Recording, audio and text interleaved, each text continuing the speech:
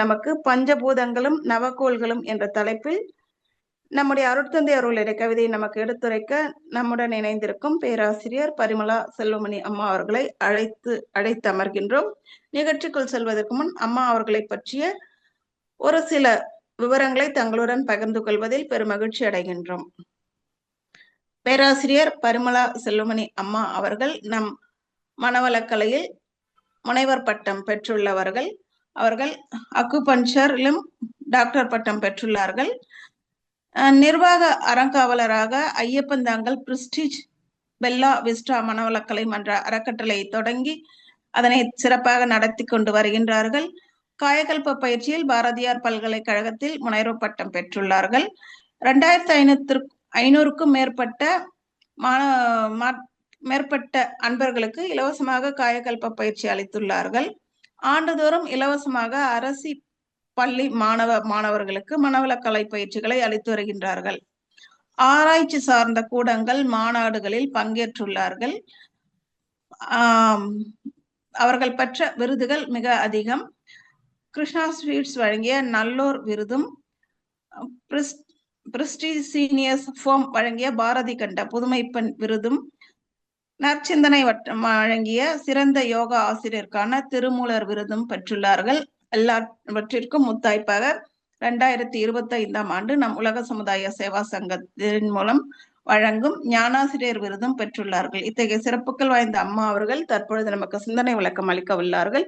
அம்மா அவர்களை வணங்கி வரவேற்கின்றோம். வாழ்க வளமுடன் அம்மா, வாழ்க வளமுடன். வாழ்க வளமுடன் அம்மா.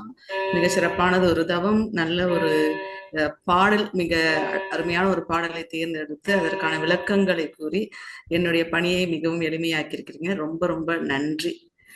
வாழ்க வளமுடன்மா. நன்றிகள் அம்மா. வாழ்க வளமுடன். வாழ்க வையகம், வாழ்க வையகம், வாழ்க வளமுடன்.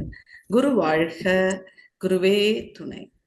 சிந்தனையை உரநலத்தை சீரமைத்து உய்வித்த குருவின் மலரடி பாதங்களை தொழுது ஆசான் அருட்தந்தை அவர்களின் பஞ்ச பூதங்களும் நவக்கோள்களும் என்ற தலைப்பில் அவருடைய சிந்தனையை உங்களிடம் பகிர்ந்து கொள்ள இருக்கின்றேன். இந்த சிந்தனையில் இணைந்துள்ள அனைத்து அன்பு உள்ளங்களையும் வாழ்க வளமுடன் என வாழ்த்தி நாம தலைப்புக்குள்ள போறோம். ஆசானுடைய நிறைய கவிகள்ல பஞ்சபூத நவகிரக தவம் அப்படின்றதுக்காக இயற்றப்பட்ட ஒரு கவியை நாம் இப்ப பார்க்கலாம். இன்ப ஊற்று என நிறைந்த இறைவா எனும் போதினிலே, இன்ப ஊற்று என நிறைந்த இறைவா எனும் போதிலே ஏற்படும் ஓர் இன்பமதை எவ்வாறு சொல்வேன், ஏற்படும் ஓர் இன்பமதை எவ்வாறு சொல்வேன். நன்மை தரும் நவக்கோள்கள் நட்சத்திர கூட்டம் நான் அகத்தே காணுகின்றேன் நடனமாடும் காட்சியாய், நான் அகத்தே காணுகின்றேன் நடனமாடும் காட்சியாய். உன் பெரிய பேரியக்க ஓமையற்ற ஆற்றலால் உலகங்கள் அத்தனையும் உருளுதே ஒரு கொத்து போல். உன் பெரிய பேரியக்க உவமை அற்ற ஆற்றலால் உலகங்கள் அத்தனையும் உருளுதே ஒரு கொத்து போல். தன்மயமாய் தானதுவாய் தவறிடாது இயக்கும் உன் தன்மையிலே என்ன என்ன தவம் அது ஆனந்தமே. இந்த பாடலுடைய மகர்ஷி எவ்வளவு அதை தன் வயப்படுத்தி எப்படி அதுக்குள்ள லயிச்சு தானே அதுவாக மாறி இந்த பாடலை இயற்றி இருக்கிறாங்க அப்படின்றத நாமும் நம் வயமா ஆக்கி அந்த நிலையில அந்த பாடலை போய் புரிஞ்சுக்கணும் அப்படின்றதற்கு முன்னாடி இந்த பாடலுடைய விளக்கம் அப்படின்ற அந்த விஷயத்தை அவருடைய மன அலைச்சூழல் வேகத்துக்குள்ளேயே போய் அப்படியே நம்ம வசமா ஆக்கி புரிஞ்சுக்கணும் அப்படின்னா சில அடிப்படையான விஷயங்களை நாம் நினைவு கூர்ந்து பார்ப்பது கொஞ்சம் அவசியமா இருக்கு.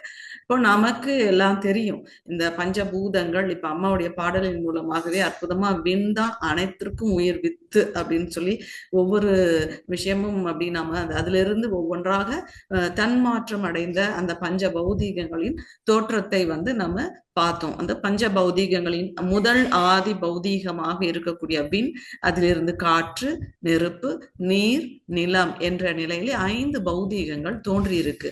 அப்ப இதற்கு எது மூலம் அப்படின்ற ஒரு சின்ன விஷயத்த நம்ம பெரும்பாலானவர்கள் வேதாத்ரி மகரிஷியோடைய இறைநிலை தத்துவத்தை உணர்ந்திருக்கிற அந்த ஒரு நிலையில் இருந்தாலும் கொஞ்சம் நினைவு கூட்டி ஒரு சில விஷயங்களை நம்ம பார்க்கிறோம்.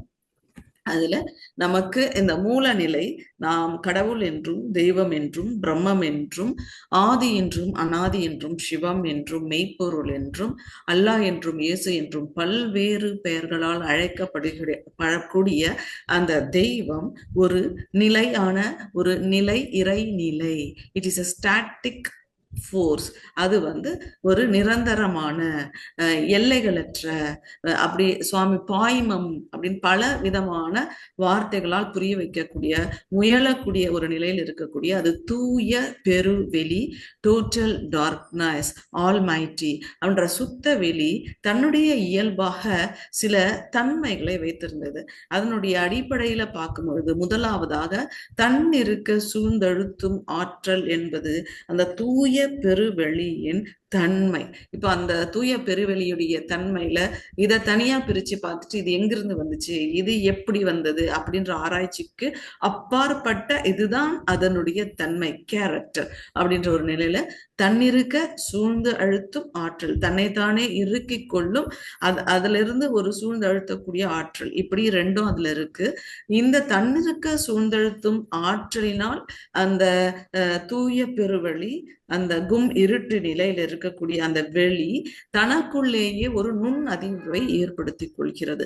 அப்ப ஒரு ஒரு காயினுக்கு இரண்டு பக்கம் இருக்கிறது போல தன்னிருக்க சூழ்ந்தழுத்தும் ஆற்றல் அதனால் உருவாகிய நுண்ணதிர்வினால் உருவாக்கக்கூடிய இது ரெண்டுத்தையும் பிரிச்சு பார்க்க முடியாத ஒரு தன்மை அதனுடைய இயல்பான தன்மையாக இருக்கு.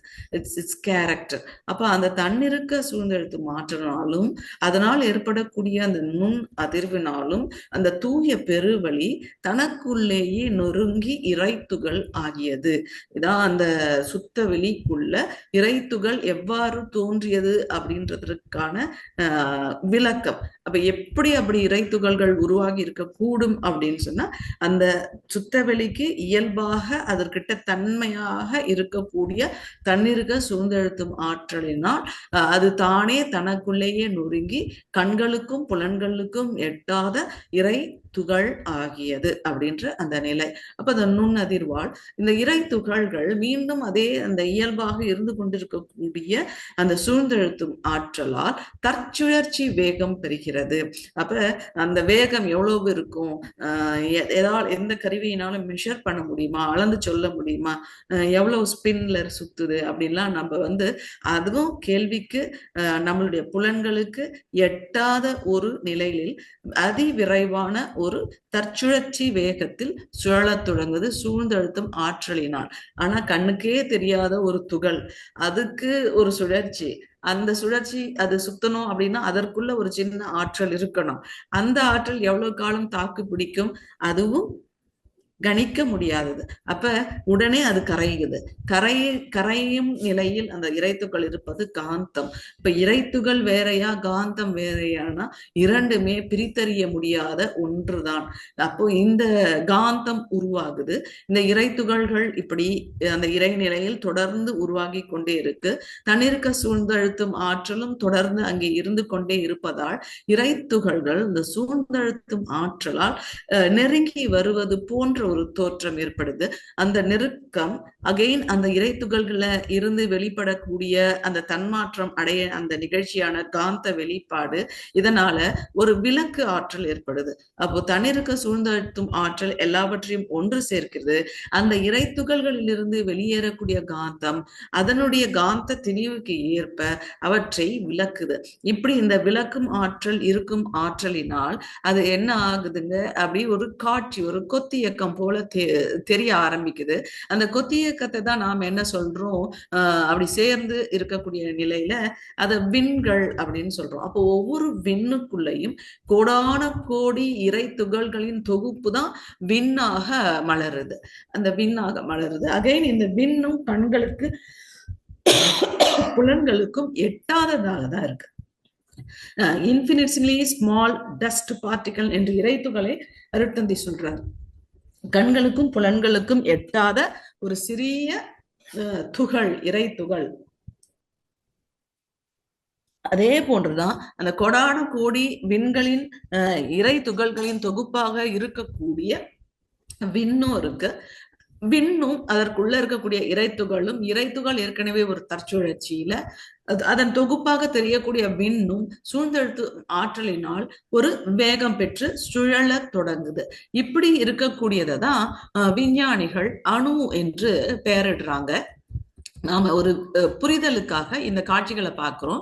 தூய பெருவெளி, இந்த பெருவெளியில தண்ணீருக்கு சூழ்ந்தெழுத்தும் ஆற்றலினால் அது நொறுங்கி இறைத்துகள் ஆகுது. இறைத்துகள்கள் காந்தமாக தன்மாற்றம் அடைந்து கொண்டிருக்கு. இறைத்துகள்கள் தொகுப்பு இயக்கமாக வந்து ஒரு கோள வடிவுல சுழல தொடங்குற நிலையிலே அதை விண் என்று சொல்கிறோம். இந்த விண் சொல்லக்கூடிய அருட்தந்தை சொல்லக்கூடிய இந்த விண்ணுக்கும் விஞ்ஞானிகள் சொல்லக்கூடிய அணுவுக்கும் நிறைய வித்தியாசம் இருக்கு. அவர்களுடைய வின் என சொல்லக்கூடிய விஞ்ஞானிகள் சொல்லக்கூடிய வின் என்பது ஆட்டம் என்று நாம் ஆங்கிலத்துல பார்க்கக்கூடிய அந்த நிலை. இந்த வின் எப்படி இருக்கு? கண்களுக்கு புலப்படாம கோடான கோடி இறைத்துகள்களின் தொகுப்பாக இருக்கு. இந்த விண்கள் இந்த சூழ்ந்தெழுத்தும் ஆற்றலினாலும் விளக்கும் ஆற்றலினாலும் ஒரு இடைவெளியில விண்களும் சேர்ந்து ஒரு கொத்தியக்கமாக தோன்றும் பொழுது ரொம்ப அடர்த்தி குறைந்த அந்த நிலையில அது வேறு ஒரு வடிவத்தை எடுக்குது. அதன் பெயர் காற்றாக மாறுது.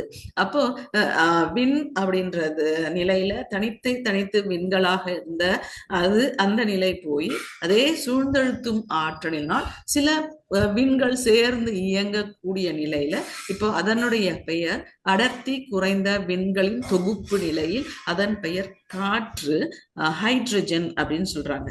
2 மூலகங்கள் சேர்ந்து இருக்கக்கூடிய நிலை. இதே மாதிரி இந்த காற்று இன்னும் கொஞ்சம் அடர்த்தி சேரும்போது ஹீலியம் என்ற கொஞ்சம் அடர்த்தி கூடின காற்றாக நிறைய வாயுக்கள் இது மாதிரி இந்த விண்களின் தொகுப்புக்கு ஏற்ப கொஞ்சம் தன்மைகள் மாறி நைட்ரஜன் அப்படின்ற பல பெயர்கள் கொண்ட வாயுக்களாக இந்த காற்று அதனுடைய விண்களின் அடர்த்தி நிலைக்கு ஏற்ப பல்வேறு பெயர்களோட தன்மை மாற்றத்தோட அப்படி உருவாகுது இந்த காற்று விண்ணிலிருந்து உருவாச்சு. விண்ணின் சேர்க்கை நிலையில இருக்கக்கூடிய வேறுபாடுல காற்று என்பதாச்சு.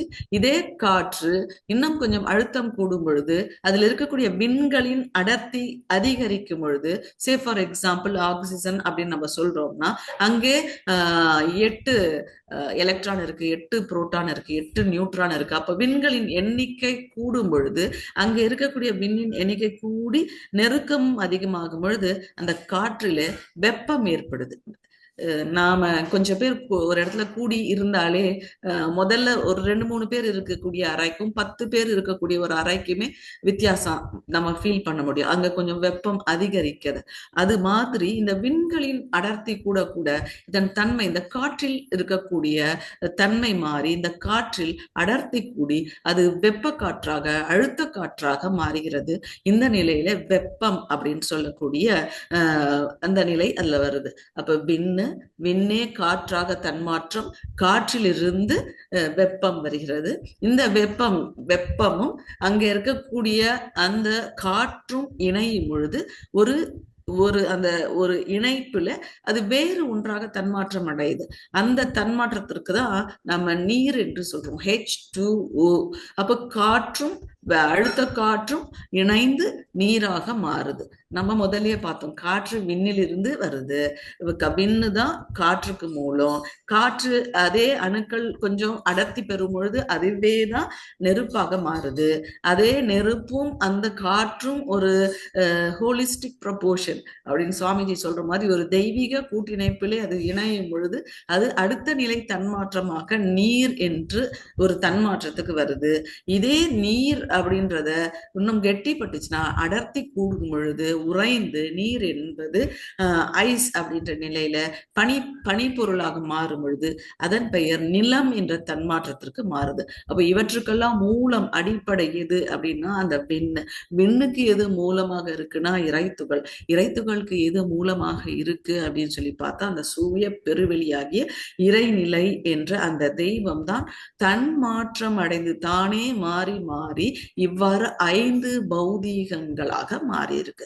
இப்போ மனிதனுடைய கண்களுக்கு புலப்படக்கூடிய ஒரு பொருள் அப்படின்னு வந்துட்டாலே அது அத்தனையும் இந்த பஞ்ச பௌதீகங்களின் சேர்க்கை தான். பஞ்ச பௌதீகங்களின் சேர்க்கை இல்லாமல் புலனுக்கு எட்டக்கூடிய எதுவும் இல்லை அப்படின்ற நிலைக்கு நம்ம வரும், புரிஞ்சுக்கணும். அப்போ அந்த 5 பௌதீகங்களும் சேர்ந்து இருக்கும் எல்லா பார்க்கக்கூடிய எல்லா பொருட்களிலும், அசேதன பொருட்களிலிருந்து அத்தனை உயிரினங்களிலிருந்து இந்த பஞ்ச பௌதீகங்களின் சேர்க்கை தான் நாம் வடிவமாக பார்க்கக்கூடியது. அப்ப இந்த வடிவத்துல அந்த பஞ்ச பௌதீகங்கள் எந்தெந்த அளவுல கூட்டு சேர்ந்து இருக்கோ அதற்கேற்ப அதனுடைய தன்மை, ஒரு கேரக்டர் உருவாகும். அப்படி இந்த 5 பௌதீகங்கள் இல்லாமல் எந்த ஒரு தோற்றமும் இல்லை. அப்ப நாம ஃபார் எக்ஸாம்பிள் நம்மளுக்கு ஒரு கேள்வி வரும், இப்ப காற்று இருக்கு, காற்று அப்படின்றது வெறும் காற்று தானே, அதுல எப்படி பஞ்ச பௌதீகங்கள் இருக்கு? விண் என்பது வெறும் விண் தானே, அதற்குள்ள எப்படி பஞ்ச பௌதீகங்கள் இருக்கு அப்படின்னு நமக்கு ஒரு கேள்வி வரலாம். இப்ப காற்று எதிலிருந்து வந்தது அப்படின்னு நம்ம புரிஞ்சுக்கிட்டோம்னா, இது காற்று எதிலிருந்து வந்தது? விண்ணுக்குள்ள, விண்ணிலிருந்து, விண்ணின் சேர்க்கை தான் காற்றாக தன்மாற்றம் அடைந்தது. அப்போ விண்ணுக்குள்ள காற்றின் தன்மை மறைந்திருந்தது, அவை ஒன்று சேரும் பொழுது காற்றாக வெளிப்பட்டுருச்சு. இப்ப காற்று வேற எங்க இருந்தும் வரல, விண்ணுக்குள்ளதான் இருந்தது. விண்ணுல அந்த விண் துகள்கள் ஒன்றிணைந்து அந்த தன்மை மாறுது. இப்ப காற்றுக்குள்ளதான் அந்த அழுத்தம் அப்படின்ற அந்த வெப்பம் என்ற அந்த நெருப்பு மறைந்திருந்தது, விண்ணுக்குள்ளேயும் காற்றுக்குள்ளேயும். அதனுடைய சூழ்நிலையில நிறைய அணுக்கள், நிறைய விண்கள் சேர்ந்து இயங்கும் பொழுது வெப்பம் அதுக்குள்ள இருந்து பரிணமிக்குது. இதே மாதிரி நம்ம ரிவர்ஸ்ல போய் பார்த்தாலும் இப்ப விண்ணுக்குள்ள இந்த வெப்பம் வெண்ணமாக மாறுது. வெப்பம் ஃபார் எக்ஸாம்பிள் நம்ம ஒரு நீரை எடுக்கிறோம், நீர் என்பது இந்த 4 பௌதீகங்களும் உள்ளடக்கி நீர்த்தன்மை அதிகமாக வெளிப்படக்கூடிய ஒரு பொருளா இருக்கு. அதை வெப்பமாக்குறோம், அது சூடாக ஆக ஒரு நிலைக்கு மேல அதன் தன்மை மாறி ஆவியாகி, ஆவி என்ற காற்று நிலைக்கு, சூடு என்ற நிலைக்கு போய் அப்படியே விண்ணாக கரைந்து நிக்கிறதையும் பார்க்கிறோம். அப்போ ஒவ்வொரு பொருளுக்குள்ளேயும் மற்ற 4 பௌதீகங்களும் அடங்கி இருக்குது. யார் அந்த பொருள்ல கொஞ்சம் டாமினண்டா இருக்கிறாங்களோ, தன்னுடைய தன்மையை அதிகமாக வெளிப்படுத்துறாங்களோ, அந்த பெயரை அந்த பொருளுக்கு கொடுக்கிறோம், நீர் அப்படின்னு சொல்றோம். அப்ப நீர் அப்படின்னா நீர் மட்டும்தான் இருக்கானா, மற்ற 4 பௌதீகங்கள் அதன் உள்ளே அடக்கமாக இருக்கின்றன அப்படின்றதையும் சேர்த்து நாம புரிஞ்சுக்கணும். அப்ப இந்த 5 பௌதீகங்கள் இல்லாமல் எந்த ஒரு தோற்ற பொருளுமே இல்லை அப்படின்ற ஒரு நிலையில இந்த 5 பௌதீகங்களின் சேர்க்கைதான் அத்தனை பொருட்களும், அத்தனை உயிரினங்களும், மனிதனும் கூட அப்படின்றதையும் சேர்த்து நம்ம புரிஞ்சு கொள்ளும் பொழுது இந்த பிரபஞ்சத்தில் இருக்கக்கூடிய கோடான கோடி நட்சத்திரங்களும் வான்கோள்களும் அதில் ஒரு சிறு துளியாகிய இந்த பூமியும், இந்த பூமியில் வாழக்கூடிய கோடிக்கணக்கான ஜீவராசிகளும், அதில் இருக்கக்கூடிய கோடிக்கணக்கான மனிதர்களும் பஞ்ச பௌதீகங்களின் சேர்க்கைதான். இதன் மூலம் இறைநிலை இப்படின்ற உண்மையை நாம் எப்பொழுதும் மறக்காம இருக்கணும். அப்ப நம்ம எல்லாம் ஒண்ணுதான், ஆனா தன்மையில, வடிவத்துல, நமக்குள்ள இருக்கக்கூடிய அணுக்களின் சேர்க்கைக்கு ஏற்ப ஏதோ கொஞ்சம் நமக்குள்ள வேறுபாடு இருக்கு. அந்த வேறுபாடும் அகைன் எதற்காக இருக்கக்கூடும் அப்படின்னு கொஞ்சம் நம்ம யோசிச்சு பார்க்கும் பொழுது இந்த வேறுபாடுகள்லாம் எதற்காக வந்திருக்கும்? அதனுடைய ஒவ்வொரு சேர்க்கையும் ஒரே மாதிரி அப்படியே நம்ம ஒரு புரோட்டோடைப்பா சிஸ்டம்ல கொடுத்து ஒரு ரோபோ அடிக்கிற மாதிரி அச்சடிச்சு போட்டிருந்தோம்னா இத்தனை இயற்கை வளங்களை நம்மால் அனுபவித்திருக்க முடியுமா? இத்தனை இன்பங்களை நாம் பார்த்திருக்க முடியுமா அப்படின்றது வருது.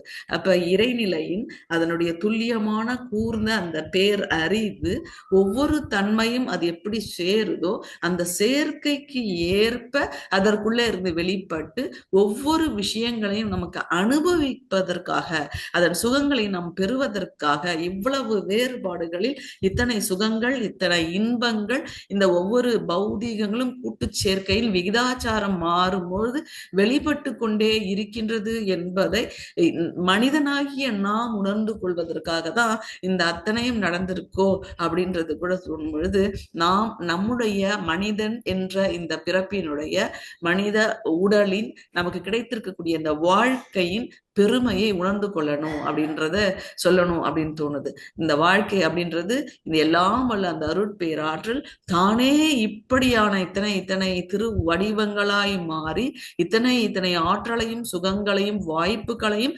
மனிதனுக்கு வழங்கி அதை அவன் உணர்ந்து கொள்ள, அவன் அதன் பயன்களை அனுபவிக்க. அப்ப நாம என்ன நினைக்கிறோம் அப்படின்னு சொன்னா, மனுஷன் இந்த பூமியில இருக்கிறான், என்ன சொல்றோம், 6ஆம் அறிவு பெற்றவர்கள் நாம் தான், இந்த புவியில இருக்கக்கூடிய உயர்ந்த ஜீவராசிகள், இப்படியெல்லாம் நாம புரிஞ்சுக்கிட்டு இந்த இயற்கையிலிருந்து எவ்வளவு விலகி நிக்கிறோமோ அவ்வளவு விலகி நிற்கக்கூடிய ஒரு காலத்துக்கும் வந்துட்டு இயற்கையை எவ்வளவு அதன் இன்பத்தை நுகரணும் என்றதை போய் அந்த இன்பத்தின் மேல ஒரு பேராசை கொண்டு இயற்கையை சீரழிக்கக்கூடிய ஒரு தன்மைக்கு நாம் வந்திருக்கிறோம். ஆனா சில விஷயங்களை நம்ம பார்க்கும் பொழுது இந்த பஞ்ச பௌதீகங்கள், அதன் தோற்றங்கள், அதன் சேர்க்கைகள், அதில் வெளிப்படக்கூடிய தன்மைகள், அங்கிருந்து வரக்கூடிய ரசாயனங்கள், மூலகங்கள், அப்படி மனுஷன் கண்டுபிடிச்சிருக்கக்கூடிய 92 மூலகத்திலேயே நமக்கு இவ்வளவு இன்பங்களை இவ்வளவு மாற்றி மாற்றி தூய்க்க முடியுதுன்னா இன்னும் நம்ம புலன்களுக்கு எட்டாமல் எவ்வளவு இருக்கு அப்படின்றது தெரியல. இவ்வளவு மூலகங்கள் நாம பயன்படுத்தக்கூடிய அளவு முறையோடு பயன்படுத்தினால் இந்த பஞ்ச பௌதீகங்கள் இந்த புவி வாழ்க்கையை மனிதனுக்கு எவ்வளவு சுகமாக்கும் அப்படின்றது நாம புரிஞ்சுக்கணும். அப்ப இந்த பஞ்ச பௌதீகங்கள் இந்த அடிப்படை இவை இல்லாமல் எந்த தோற்றமும் இல்லை என்பது நாம் முதல்ல தெரிஞ்சுக்க வேண்டிய, ஆழமாக நம்ம மனசுல வச்சுக்கக்கூடிய ஒரு முதல் கருத்து. சுவாமிஜி இதை எப்படி நாம பயன்படுத்திக்கணும் அப்படின்னு சொல்றாங்க.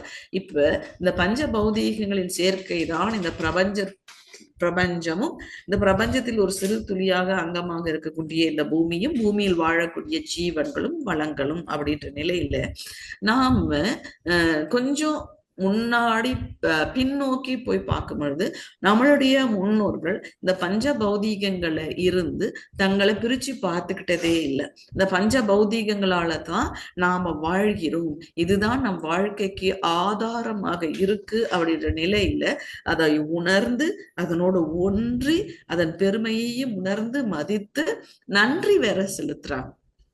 அதனாலதான் இந்த பூமிக்கு ஆதாரமா இருக்க சூரியனை வழிபடுறாங்க, நிலத்தை வழிபடுறாங்க, காற்றை வழிபடுறாங்க, நீரை வழிபடுறாங்க. இப்படி இவைதான் நம்மளுடைய வாழ்க்கையை நிறைவு செய்து நம் வாழ்க்கைக்கு தேவையானதை இவைகள் தான் நமக்கு வழங்கி கொண்டிருக்கின்றது என்பதை அவங்க புரிந்து கொண்டாங்க, அதை மதிச்சாங்க, போற்றுனாங்க, அதை சீராக பயன்படுத்தினாங்க. சில காலம் முன்னாடி வரையும் கூட எங்க வீட்டுல எங்க பாட்டி இருந்தாங்கன்னா ஒரு குழாயில கொஞ்சம் தண்ணி அதிகமா திருப்பி நாங்க செலவு செஞ்சு அதை பார்த்தாங்கன்னா கூட தண்ணிய வீணடிக்காத அப்படின்னு சொல்லுவாங்க. ஆனா இன்று நாம ஓவர் ஹெட் டேங்க்ல இருந்து ஒவ்வொரு இடத்துலயும் எவ்வளவு தண்ணீர் அப்படி நம்மளுடைய தனிப்பட்ட நபருக்கு தேவையோ அதை விட அதிகமாக செலவழிச்சுக்கிட்டு இருக்கோம். ஏன்னா நமக்கு நீரின் பெருமை தெரியல. நிலத்தை எந்த அளவுக்கெல்லாம் நாம மாசுபடுத்த முடியுமோ நம்ம ஒவ்வொரு தனி நபரும் நம்ம எல்லைக்குட்படுத்த எவ்வளவு சீரழிக்கிறோம்னு பார்த்தோம்னா அவ்வளவு மாசு. குப்பை இங்க போடக்கூடாதுன்னு தெரியும், பிளாஸ்டிக் இங்க பண்ணக்கூடாதுன்னு தெரியும், எச்சில இங்க துப்பக்கூடாதுன்னு தெரியும். அத்தனை செய்தாலும் நிலத்தை மாசுபடுத்தக்கூடிய தனி நபருக்குள்ள இருக்கக்கூடிய இந்த ஒழுக்க விதி மீறலையே நம்ம பாக்குறோம். ஏன்னா அதனுடைய பெருமைகள் அது நமக்கு எவ்வளவு கொடுத்துக்கிட்டு இருக்கு அப்படின்றத உணராத தன்மையிலிருந்து இந்த வானம் நமக்கு எவ்வளவு செய்து கொண்டிருக்கு. ஒரு மனுஷன் அவனுடைய கருவிகள் கொண்டு வெளிப்படுத்துற நச்சுக்களை விட்டுருங்க, ஒரு மனசால ஒரு கெட்ட தீய எண்ணங்களின் மூலம் எவ்வளவு இந்த வான்காந்தத்தை, இந்த வானத்தை, இந்த பிரபஞ்சத்தை மாசுபடுத்திக்கிட்டு இருக்கிறோம். எவ்வளவு மாசுபடுத்துறோம். ஒவ்வொன்றையும் 5 பௌதிகங்களையும் நம்மால் முடிந்த அளவுக்கு ஒவ்வொரு தனி நபரும் பயன்படுத்திக்கிறோமோ இல்லையோ அதை சீரழித்து கொண்டிருக்கிறோம். ஆனா சுவாமி என்ன சொல்றாங்கன்னா, இந்த 5 பௌதீகங்கள் இல்லாமல் எதுவும் இல்லை. அதனால இத அவ்வளவும் உனக்கு இதுதான் கொடுத்துட்டு இருக்கு. இதை விட இப்ப நாம என்ன நிலையில் இருக்கிறோமோ இதை விட அதிகமாக அபரிதமாக கொடுக்கவும் அது தயாராக தான் இருக்கு. அதற்குள்ள அவ்வளவு வளங்கள் இருக்கு இந்த 5ம் சேர்க்கையில. ஆனா நாம அதை புரிஞ்சிக்கல, அதனுடைய பெருமையை நாம தெரிஞ்சிக்கல. ஒரு ஒரு ஒரு பொருளோட மதிப்பு நமக்கு தெரியல. அந்த பொருளின் மதிப்பு தெரிந்தால்தானே அதை நம்ம கையாள தெரியும். அதனாலதான் சுவாமி சொல்றாங்க, நீங்க அதை புரிஞ்சுக்கங்க, ட்ரை டு அண்டர்ஸ்டாண்ட். அது எவ்வளவு மதிப்பு மிக்கதாக, எவ்வளவு பெருமை வாய்ந்ததாக, எவ்வளவு வளங்கள் நிறைந்ததாக இருக்கக்கூடிய பொருள் உங்களுக்கு கிடைச்சிருக்கு. உங்க உடம்பே அப்படிதான். மதிப்பு மிக மிக மதிப்பு வாய்ந்தது உங்களுடைய உடல், இந்த 5 பௌதீகங்களின் சேர்க்கு. நீங்க வாழ்தல் அப்படின்னு சொல்லி ஒரு வாழ்க்கையை வாழ்ந்துகிட்டு இருக்கீங்களே, இந்த வாழ்க்கையில் நீங்க அனுபவிச்சு கொண்டிருக்க அத்தனையுமே இந்த பஞ்ச பௌதீகங்கள் தான். பெரிசா அதை பார்த்தா நிலம், நீர், நெருப்பு, காற்று, சூரியன், வெளிச்சம், அப்படி இப்படின்னு பெருசா பார்த்தாலும் அதுதான் உங்களை வாழ வச்சுட்டு இருக்கு. ரொம்ப சின்ன சின்ன விஷயங்கள்ல பார்த்தாலும் இந்த 5 பௌதீகங்களின் சேர்க்கை தான் உங்களை வாழ்க்கையே வாழ்தல் என்ற பெயர்ல கொடுத்துட்டு இருக்கு. ஆனா அது நமக்கு புரியல. இன்னைக்கு ரொம்ப எளிமையா புரியக்கூடிய ஒரு உதாரணம் சொன்னா, அப்படி ஒரு நாளைக்கு கிடுகிடுன்னு விலை ஏறிக்கிட்டே இருக்கு இந்த தங்கம்னு வச்சுக்கோங்க. இவன் நமக்கு ஒருத்தர் வந்து 1 கிலோ தங்கத்தை எடுத்து நம்ம கையில கொடுத்துட்டாருன்னா என்ன பண்ணுவோம்? 1 கிராம் தங்கம் கிடைச்சாலே அவ்வளவு மகிழ்ச்சியும், இதை பத்திரமா கொண்டு போய் வீட்டுல வச்சிடணும்னு நினைப்பு வருது. அப்படி ஒருத்தங்க கொடுக்குறாங்க அப்படின்னா நம்ம என்ன செய்வோம்? உடனே நம்ம மனசு எங்க போகும்? இவ்வளவு வேல்யூபிளான, இவ்வளவு மதிப்பு மிக்க ஒன்று எனக்கு கிடைச்சிருக்கு, இதை நான் பாதுகாக்கணும், இதை பாதுகாப்பான ஒரு இடத்துல நான் வச்சுக்கிட்டு பயன்படுத்தணும் அப்படின்ற எண்ணம் தான் போகும். உடனே அது எந்த சேஃப் டெபாசிட்ல வச்சு பாதுகாக்கணும்னு நமக்கு எண்ணம் போயிடும். அதை போல பல மடங்கு கொடுக்க காத்திருக்கக்கூடிய இந்த 5 பௌதீகங்கள் இவ்வளவு வளம் நிறைந்தது. இவ்வளவு கொடுக்கவும் அந்த தங்கமே அதுல இருந்து வந்ததுதானங்க, அந்த காம்பினேஷன் தானே. அப்படி கொடுக்க காத்திருக்கு. ஆனால் நாம் அதை எவ்வளவு புரிந்து கொள்ளாமல், அறியாமையால் அலட்சியப்படுத்துகிறோம் அப்படின்றத நம்ம தெரிஞ்சுக்கணும். அப்படின்றதுதான் சுவாமி ரொம்ப அழகா சொல்றாங்க. நாம அதன் பெருமையை உணர்ந்துக்கணும். இப்ப அதோட பெருமையை நான் உணர்ந்துக்கணும் அப்படின்னா, பொதுவா நமக்கு வந்து பெண்களுக்கு நான் சொல்றேன், எனக்கு வந்து திருமணம் ஆகுறவனே எங்க தாயோட பெருமை தெரியல. ஆனா திருமணம் ஆன உடனே ரொம்ப மிஸ் பண்ணிட்டே இருப்போம். அம்மாவை வந்து ரொம்ப மிஸ் பண்ணும். எங்க அம்மா இப்படி பாத்துக்கிட்டாங்க, அப்படி செஞ்சாங்க, இதை பண்ணாங்க. இன்று வரையும் கூட நான் வந்து அம்மாவுக்கு குழந்தை மாதிரி நினைச்சிட்டு தாயினுடைய பெருமைகளை நினைத்து நினைத்து பேசுறோம். அதே ஒரு தாயாக இருக்கக்கூடிய அவங்கள ஒரு தாய் தானே, ஒரு கணவனை கொடுத்திருக்க ஒரு தாயோட மாமியார் அப்படின்ற ஒரு பெயர்ல இருக்கிறவங்களுடைய பெருமையை நாம பேசுவோமா அப்படின்னா, அவங்க எவ்வளவுதான் நல்லது செஞ்சா கூடயும் கொஞ்சம் கூட ஓரத்துல எங்கேயாவது அப்படி ஒரு முழுசா மனம் திறந்து அப்படி அவங்களுடைய பெருமையை சொல்லுவோம்னா ரொம்ப ரேரஸ்ட் ஆஃப் ரேர் அப்படின்ற இடத்துலதான் இது நடைபெறுது. அப்ப அதுக்கு அவங்கள முழு மனதோடு பாராட்டணும் அப்படின்னா நம்ம மனம் கொஞ்சம் விரிந்து இருக்கணும். அந்த அளவுக்கு அவங்களையும் தன்னுடைய தாய் போல, ஆமா இவங்களும் இதெல்லாம் செய்யறாங்கன்ற அளவுக்கு நம்மளுடைய மனம் விரிவு பெற்றிருக்கணும். அப்ப இந்த பஞ்ச பௌதீகங்களின் பெருமையை முதல்ல நம்ம புரிஞ்சுக்கிட்டோம். அதை புரிஞ்சுக்கிட்டு அதை மதிக்கணும் அப்படின்னா நமக்கு மன விரிவு வேண்டும். சுவாமி சொல்றாங்க, இந்த பஞ்ச பௌதீகங்களின் பெருமையை மன விரிவு கொண்டு மதித்து போற்றுகிறேன். என்ன ஒரு வார்த்தைகள் அவங்க வந்து அதை காயின் பண்ணி கோர்த்து நமக்கு கொடுத்துருக்காங்க பாருங்க. அப்படி மதித்து நம்ம போற்றினால்தான் இந்த பஞ்ச பௌதீகங்களும் ஒண்ணுக்குள்ள ஒண்ணு அப்படி ஒரு சவிதாச்சாரத்துல கலந்து நமக்கு சில சுகங்களையும் இன்பங்களையும் வழங்கிக்கிட்டு இருக்குல்ல, அதெல்லாம் தொடர்ந்து கிடைக்கும். அப்படி மதிக்காம அலட்சியப்படுத்தணும்னா, இப்ப பாருங்க, கடந்த மாதம் வரையும் சென்னை வானிலையில் சென்னை மக்களால் அனுபவத்தே இல்லாத அளவுக்கு அப்படியான ஒரு கடும் பனியும் குளிரும் இருந்துச்சு. இவ்வளவு சில்னஸ் நான் பார்த்ததே இல்லைன்னு பாக்குறவங்க எல்லாம் சொல்றாங்க, எதுக்கு இவ்வளவு பனி இருக்கு, எதுக்கு இவ்வளவு இருக்கு அப்படின்னு தெரியல. ஏன் தெரியல? நாம என்ன பண்ணிருக்கோன்றது தெரியல. அறியாமையிலேயே பல விஷயங்களை செய்து இந்த பருவத்தை இப்படி மாற்றி இருக்கிறோம் அப்படின்றது புரியல. இப்போ ஒரு வெயில் வந்துருச்சு, 2-3 நாளா கொஞ்சம் வெயிலா இருக்கு. எதுக்கு தை மாசத்திலேயே இப்படி வெயில் வருது? அப்புறம் சித்திரை மாசத்துல எவ்வளவு வெயில் அடிக்கும், இப்பொழுதே வரும் எதிர்காலத்துல வர இருக்கக்கூடிய வெயிலை கண்டு பயப்படுற ஒரு நிலைக்கு போகுது. நீங்க வந்து ஒரு அக்டோபர் நவம்பர் டிசம்பர் மாசத்துல பாத்தீங்கன்னாலே சென்னை தயாராயிடும்.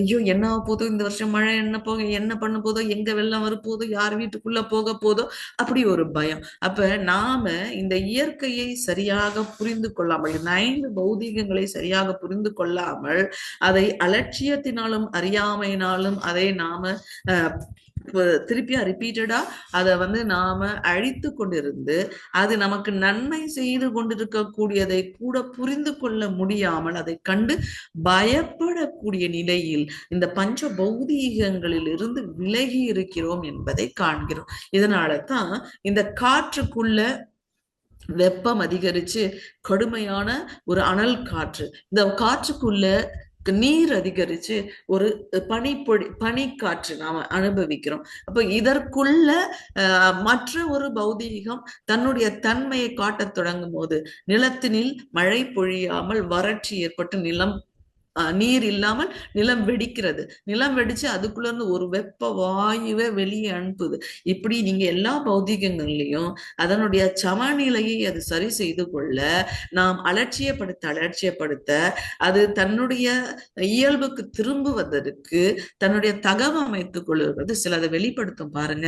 அது நிச்சயமாக அதன் பெருமையை புரிந்து கொள்ளாமல், மதிக்காமல், போற்றி பாதுகாக்காமல் நாம் செய்த செயல்களின் விளைவாக தான் வரும். இதைதான் ஆங்கிலத்துல கிரைசிஸ் அப்படின்னு சொல்றாங்க. இந்த கிரைசிஸ், இந்த நெருக்கடி வந்து எல்லா இடத்திலேயும் இருக்கு. யூனிவர்சலி அந்த கிரைசிஸை நம்ம பார்க்க முடியுது. பிரபஞ்சத்தில் ஒரு நெருக்கடி ஏற்படுது, கோள்களுக்குள்ள ஒரு நெருக்கடி ஏற்படுது, பூமிக்கு ஒரு நெருக்கடி ஏற்படுது, பூமியில் வாழக்கூடிய ஜீவன்களுக்குள்ள நெருக்கடி ஏற்படுது, ஒவ்வொரு மனிதனுக்குள்ளேயும் ஏற்படுது.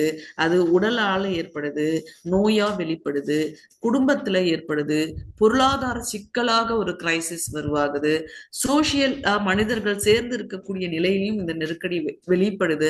அப்ப இந்த கிரைசிஸ் எங்கெங்கெல்லாம் இந்த நெருக்கடிகள் ஏற்படுதோ பெயர் தான் மாறுது. ஆனா இது ஏன் ஏற்படுது அப்படின்னு சொல்லி ஒரு கேள்விக்குள்ள நம்ம போனோம்னா, மெய்ஞானிகளும் விஞ்ஞானிகளும் என்ன சொல்றாங்க? இந்த கிரைசிஸ், இந்த நெருக்கடிக்கான காரணம் to bring back the equilibrium, சமநிலைக்கு கொண்டு வர தன்னைத்தானே தகவமைத்து கொள்கிறது. அந்த தகவமைப்புல சில தொந்தரவுகள் நமக்கு வெளிப்படுது. ஆனா தொந்தரவு காலத்தை நாம் பொறுத்து கொண்டால் அது மீண்டும் இயல்புக்கு வந்து சுகங்களை கொடுக்கும். அப்ப தொந்தரவுக்கு யாரு காரணமாக இருக்கிறோம் அப்படின்னு கொஞ்சம் யோசிச்சு பாருங்க. தொந்தரவுக்கும் மனிதனுடைய செயல்கள் தான் காரணமா இருக்கு. அப்ப இதன் பெருமையை நாம் உணர்ந்து கொள்ளாத வரையில், இதை நாம் மதிக்க தெரியாத வரையில், இதன் மூலம் யார் எங்கிருந்து இது வந்துச்சு, நாம் எதிலிருந்து வந்தோம், இருவரும் யாரு, இருவரும் எப்படி ஒன்றை கலர்க்கணும், எப்படி ஒருத்தர் புரிஞ்சுக்கணும். ரொம்ப விளையாட்டா சொல்லுவாங்க சுவாமி வந்து, நமக்கு ஒரு நண்பர், ஒரு ஃப்ரெண்ட் இருக்காங்கன்னு வச்சுக்கோங்க, சைல்ட்ஹுட் ஃப்ரெண்ட். இப்ப வளர்ந்த பிறகு வந்த ஃப்ரெண்டா இருந்தா கூட நாம வந்து பல கேள்விகள் கேட்டுப்போம். ஒரே ஸ்டேட்டஸா, ஒன்னா படிச்சிருக்காங்களா, இவங்களால நமக்கு என்ன ஆதாயம், அவரால் இவருக்கு என்ன ஆதாயம், இந்த பல கணக்குகள் போட்டு வரக்கூடிய நட்பை பத்தி இல்ல. ஒரு எந்த எதிர்பார்ப்புமே இல்லாம பால்ய கால சிநேகிதம்னு ஒண்ணு இருக்குல்ல, அது எந்த டிஃபரன்சஸையும் பார்க்காம நட்பு பாராட்டும். அப்படி ஒரு நட்பு நமக்கு இருக்குன்னு வச்சுக்கோங்க. அந்த நட்பு, அந்த நண்பர்கிட்ட நாம சாப்பிட்டுக்கிட்டு இருக்கிறோம், அவர் சாப்பிட்டுக்கிட்டு இருக்காரு அப்படின்னு கூட வச்சுக்கலாம். நாம போறோம், திடீர்னு என்ன பண்ணுவோம், நம்மளை பார்த்த உடனே ரொம்ப மகிழ்ச்சியாய் அவர் அவங்க சாப்பிட்டுக்கிட்டு இருக்க அந்த உணவை எடுத்து நமக்கு கொடுப்பாங்க. அப்படி இல்லையா, நாம உரிமையா அதுல போய் கையை வச்சு எடுத்து அதை எடுத்து சாப்பிடுவோம். அது எச்சில், அவங்க சாப்பிட்டது, அதுல நம்ம கை வைக்க கூடாது, இன்ஃபெக்ஷன், இப்படி எல்லாம் எந்த இதுவும் தெரியாம அவ்வளவு உரிமை பாராட்டக்கூடிய ஒரு தன்மை இருக்குல்ல, அது இளமை காலத்துல கிடைச்சிருக்குல்ல. அப்படியான ஒரு தன்மையை, ஒரு நட்பை, ஒரு இணக்கத்தை நாம் இந்த பஞ்ச பௌதீகங்களோடு பாராட்டணும். அதாவது வள்ளுவர் குறள் ஒண்ணு சொல்லுவாங்கல்ல, நம்ம உடம்புல இருக்க துணி கழலும் போது எப்படி மற்றொரு கை தன்னை அறியாமல் போய் அதை பிடித்து கொள்வதோ அப்படி இடுக்கண் களைவாம் நட்பு அப்படின்னு சொல்லி அப்படி இருக்கணும் ஒரு நட்பு. நட்பு இல்லையா? அப்படி 2 நட்பு இருக்குன்னு வச்சுக்கோங்க. கை விடுவாங்களா உங்களை? எந்த சூழ்நிலையிலும் நீங்க சந்தோஷப்பட்டாலும் கூட இருப்பாங்க, உங்களுக்கு ஒரு துன்பம் வந்தாலும் கூட இருப்பாங்க, எப்பொழுதும் உங்க கூட இருந்து அவங்களுடைய அன்பையும் ஆதரவையும் அளித்து கொண்டே இருப்பார்கள். அப்படி நாம இந்த பஞ்ச பௌதீகங்கள் கூட உயிர்கலப்பான ஒரு நட்பை பாராட்டினால் அது எந்த சூழலிலும் நம்மளை கைவிடாமல் நம்மை பாதுகாக்கும். இதை நம்ம நிறைய சாட்சிகளா நம்மளுடைய அன்றாட செய்திகள்ல கேள்விப்படக்கூடிய விஷயங்கள்ல எல்லாம் பார்க்கிறோம். அவ்வளவு பெரிய பிளைட் ஆக்சிடென்ட் நடக்குது, யாராவது ஒருத்தர் எந்த சேதாரமும் இல்லாமல் பிழைத்து நடந்து போவதை பார்க்கிறோம். எங்கேயோ ஒரு நிலநடுக்கம் வருது, பல குடும்பங்கள் காப்பாற்றப்படுவதை பார்க்கிறோம். எங்கேயோ ஒரு பூகம்பமோ சுனாமியோ எரிமலை வெடிப்போ ஏதோ நடக்குது, அவ்வளவு பேர் அழிஞ்சிருப்பாங்க, கொஞ்சம் பேர் அப்படி எந்த சேதாரமும் இல்லாம பாதுகாக்கப்படுறாங்க. அப்ப இதற்கெல்லாம் என்ன காரணமாக இருக்கக்கூடும் நம்ம நினைக்கிறோம். அப்ப ஏதோ அவர்களோ அவர்களுடைய முன்னார்களோ கருவமைப்பு பதிவிலோ ஏதோ ஒரு இடத்தில் இந்த பஞ்ச பௌதீகங்களோடு அவர்கள் கொண்ட தொடர்பு, அவர்கள் ஏற்படுத்திக்கூடிய நட்பு, அவர்கள் எங்கோ ஒரு இடத்துல மண்ணையும் விண்ணையும் காற்றையும் நெருப்பையும் மதிச்சு போற்றி வணங்கி நன்றி பாராட்டி ஏதோ ஒன்று செய்திருக்கிறார்கள். அந்த செயல் இவர்களை அப்படி தாங்கி பாதுகாக்கிறது. அப்ப நாம இவற்றையெல்லாம் புரிந்து கொள்ள வேண்டும். நம்மளுடைய வாழ்தல் என்பது, மனிதனுடைய வாழ்க்கை என்பது இந்த புவி மீது இந்த மண்ணு விண்ணு காற்று நெருப்பு இந்த 5 பௌதீகங்களை சார்ந்ததாக இருக்கும் பொழுது அதுதான் சோர்ஸ், அதுதான் அனைத்தையும் வழங்கி கொண்டு இருக்குது அப்படின்றதை புரிந்து கொண்டு அதை மதிக்கவும் போற்றவும் பயன்படுத்தி கொள்ளவும் தெரியணும். சுவாமி தான் சொல்றாங்க இல்லையா?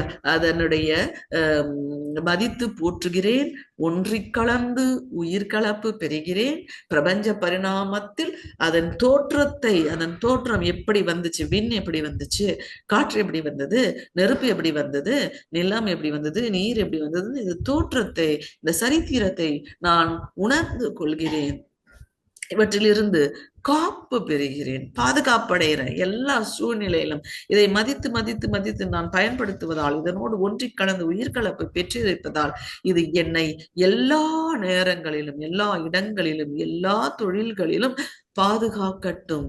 இந்த புவி வாழ்க்கை நிறைவானதாக பாதுகாப்பானதாக சுகமானதாக ஆக்கட்டும் அப்படின்னு சொல்லி அதற்கோடு சேர்ந்து ஒரு ஃப்ரெண்டு கிட்ட கேட்க மாட்டோமா, பாத்துக்கப்பா என்ன அப்படின்னு சொல்லி, அப்படியான ஒரு காப்பை அவற்றிலிருந்து பெறும். இதுக்கு அடுத்தது சுவாமி சொல்லக்கூடிய வார்த்தைகள் தான் ரொம்ப ரொம்ப முக்கியம். இதை பயனுள்ள வகையில் பயன்படுத்தி கொள்ளும் விஞ்ஞானத்தை வளர்த்து கொள்வேன். இந்த விஞ்ஞான அறிவு தாங்க ஒவ்வொரு பொருளையும் பயனுள்ள வகையில் பயன்படுத்தி கொள்ளக்கூடிய விஞ்ஞானம் அப்படின்ற அந்த விஞ்ஞானமும் நம் மூதாதையர்களுக்கு இருந்த அந்த உள் உணர்வு, இது ரெண்டும் ஒரு பக்கத்துல இருந்துட்டே தான் இருக்கு. ஆனா இடைப்பட்ட இடத்துல வாழ்ந்துகிட்டு இருக்கிற நம்ம மாதிரி சராசரிகள் தான் இந்த ரெண்டுத்துல இருந்து டிஸ்கனெக்ட் ஆயிட்டு ரொம்ப சீரழிச்சுக்கிட்டு இருக்கோம். நம்ம முன்னோர்கள் பாத்தீங்கன்னா 5 பௌதிகங்களையும் வழிபட்டாங்க, அவற்றை பாதுகாத்தாங்க, நீர்நிலைகளை பாதுகாத்தாங்க, மரம் செடிகளை பாதுகாத்தாங்க, மண்ணை பாதுகாத்தாங்க, விண்ணை பாதுகாத்தாங்க, நெருப்பை போற்றி பாதுகாத்தாங்க. எல்லா விதத்திலையும் அவற்றை அவர்கள் ஒரு வழிபாடாக இயற்கை காட்டிய வழியில் வச்சுக்கிட்டு இருந்தாங்க. அவங்களுடைய அன்றாட வாழ்க்கையில் பார்த்தாலும் கூட அவங்க செலவழிக்கிறதும் அதை பாதுகாக்கிறதுலயும் அவ்வளவு திட்டமிடலும் ஒரு கூர்ந்த அறிவும் இருந்தது. இப்படி ஒரு பருவம் வருது, ஒரு வெயில் காலம் வருது அப்படின்னு சொன்னாலே அவ்வளவு உணவுப் பொருட்களையும் வெயிலை உணர்த்த வேண்டியதை உணர்த்தி, அதன் தன்மை மாற்ற வேண்டியதை மாத்தி, வத்தல் வடாம் அப்படின்னு அவ்வளவு உணவை பாதுகாத்து வரக்கூடிய மழை காலத்திற்கு கார்காலத்திற்கு சேகரிப்பாக செய்து கொண்ட ஒரு விஞ்ஞான அறிவு அவங்களுக்கு இருந்தது. இப்ப லேட்டஸ்ட் டெக்னாலஜில நம்ம பாக்குறோம், ஒரு வெயில கூட வீணடிக்காம solar energy, wind energy, hydro energy, nuclear energy, atomic energy, recycling of the waste அப்படின்னு அத்தனை விதத்திலேயும் விஞ்ஞானம் தன்னுடைய தொழில்நுட்பத்தை, அறிவை விஞ்ஞானிகள் அப்படி கொண்டு கொண்டு ஓரளவுக்கு இந்த 5 பௌதீகங்களையும் பயன்படுத்திக்கிறதுக்கான வழிமுறைகளை கொண்டு வந்துகிட்டே இருக்காங்க. ஆனா இடைப்பட்டிருக்கக்கூடிய நாம இதனுடைய பெருமையையும் மறந்துட்டோம், அதை அலட்சியப்படுத்துறோம், அதை நிறைய நிறைய சீரழிக்கிறோம். ஆக இனிமேல் இந்த தவற்றுகளை இழைக்காமல் இவற்றிலிருந்து இன்னும் இன்னும் இன்னும் மேன்மையான வளங்களை நாம் அனுபவிக்க வேண்டும் என்றால் சுவாமி சொன்ன இந்த 5 வார்த்தைகள் இருக்குல்ல, அப்படி அவ்வளவு அழகா கொடுத்திருக்காங்க. அப்படி அதன் பெருமையை உணர்ந்து மதித்து போற்றணும், ஒன்றி கலந்து உயிர்கலப்பு பெறணும், அது இந்த பிரபஞ்சத்தில் எப்படி பரிணாமம் அடைந்து வந்திருக்கின்றது என்பதை தெரிந்து கொள்ளணும், அவற்றிலிருந்து காப்பு பெறணும், அவற்றை பயன்படுத்தக்கூடிய விஞ்ஞானத்தை வளர்த்து கொள்ள வேண்டும். இப்படியான ஒரு தன்மையில நாம் இந்த 5 பௌதீகங்களோடும் ஒன்றி ஒன்றி ஒன்றி மனதை செலுத்த செலுத்த இவை நம் பயப்படும். அப்படி இந்த நிலையில தான் இந்த விண்ணின் தொகுப்பான 5 பௌதீகங்களின் சேர்க்கையில நாம பார்க்கக்கூடியதாக இந்த சூரியன், இந்த பிரபஞ்சத்துல கோடான கோடி நட்சத்திரங்கள் இருக்கு. அப்படி ஒரு நட்சத்திரம் தான் நாம வாழ்ந்துகிட்டு இருக்கக்கூடிய இந்த சூரியன், இந்த சூரிய குடும்பம். அப்ப இந்த நிறைய அணுக்கள், விண்கள் சூழ்ந்த அழுத்தத்தால் அப்படியே திரட்சி பெற்று நெருங்கி சேர்ந்து அதே சூழ்ந்த அழுத்தத்தால் என்ன ஆகுங்க, சுழன்றல் தொடங்கும். அப்படிதான் இப்படியான நட்சத்திரங்கள்லாம் உருவாகுது. அப்படி அந்த ஒரு செயல் நடைபெறும் பொழுது அணுக்களின் திரட்சினால நெருக்கம் ஏற்பட்டு சிலதெல்லாம் அப்படி செதறி வெளியே வரும். செதறி வெளியே வந்தது அகைன் எதிலிருந்து செதறிச்சோ அதையே மையமாக கொண்டு சுழல தொடங்கும். அப்படிதான் இந்த நம்ம இருக்கக்கூடிய அந்த பெரும் கோள் ஆன அந்த சூரியன் என்ற நட்சத்திரம், அந்த சூரியன் என்ற இதுல இருந்து வெளிவந்து சூரியனையே மையமாக கொண்டு சுற்றி கொண்டிருக்கக்கூடிய பிற மற்ற கோள்கள். அதனால இது என்ன சொல்றோம், சூரிய குடும்பம் அப்படின்னு சொல்றோம். இந்த சூரிய குடும்பத்துல சூரியன் தாய் அப்படின்னு நம்ம வச்சுக்கிட்டோம்னா அந்த தாய் கிட்ட இருந்து இப்படி இத்தனை குழந்தைகள் வந்திருக்காங்க. அப்போ நாம பாக்குறோம்ல, புதன் அப்படின்றது ஒரு குழந்தை, சுக்கிரன் ஒரு குழந்தை, பூமி ஒரு குழந்தை, செவ்வாய் ஒரு குழந்தை, குரு ஒரு குழந்தை, சனி ஒரு குழந்தை. அப்படி இத்தனை 6 பிள்ளைகள் அங்க வந்திருக்காங்க. அப்புறம் இந்த பூமி உருவாகும் பொழுது சுத்தி தெரிச்சது நமக்கு ஒரு சூரியனுக்கு பேர குழந்தையாகவும் பூமியோட குழந்தையாகவும் சந்திரன் கிடைச்சிருக்கு. இப்படி நிறைய சேட்டிலைட்ஸ், இது வந்து இயற்கையான உருவாக்கப்பட்ட இயற்கையாக வந்த ஒரு சேட்டிலைட். இப்ப மனிதன் ஆர்டிபிஷியலா என்ன பண்றான், இதே மாதிரி சேட்டிலைட்ஸ் வான்வெளிக்கு அனுப்பி அங்க இருக்கக்கூடிய அந்த சக்தியை, அந்த வளங்களை பயன்படுத்திக்கிறோம். அந்த தொழில்நுட்பத்தின் மூலமாக பருவநிலை வேறுபாடு, நம்ம யூஸ் பண்ணக்கூடிய இந்த இன்டர்நெட், மொபைல், டிவி, அப்படி அத்தனை விஷயங்களுக்கும் இவைகளை அனுப்பி பயன்படுத்துறாங்க. எங்கெங்க எவ்வளவு வளங்கள் பூமியில மறைஞ்சிருக்கு அப்படின்றத கூட ஆராய்ச்சி செஞ்சு அந்த சேட்டலைட்ஸ் சொல்லுது.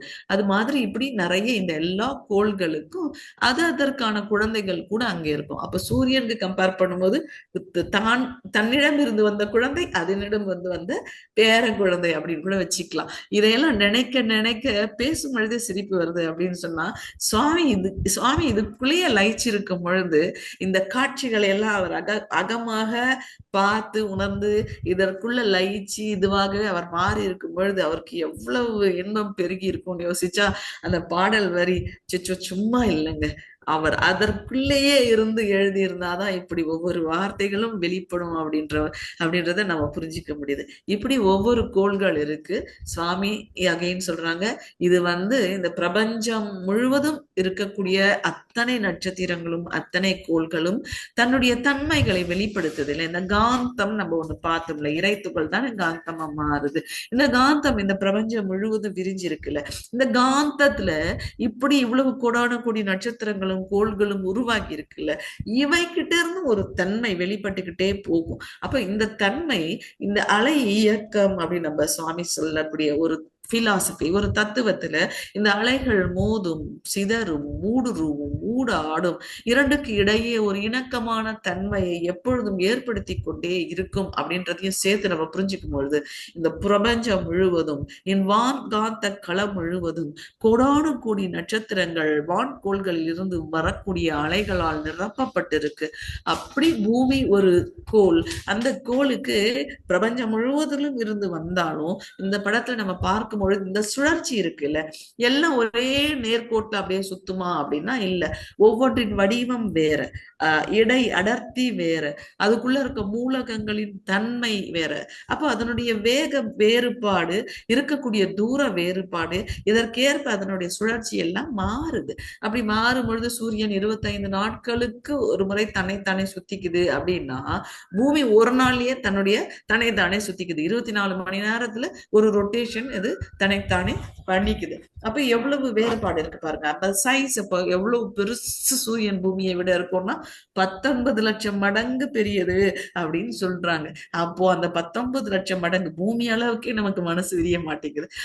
19 லட்சம் மடங்கு விரிஞ்சு சூரியன் அளவுக்கு மனசு விரிவடைய பார்த்து இது மாதிரி கோடான கோடி சூரியன் அளவு இந்த பிரபஞ்சத்துக்கு விரியணும் அப்படின்னு சொன்னா நம்ம மனசு எவ்வளவு தூய்மையாகவும் லேசாகவும் இருக்கணும்னு பாருங்க.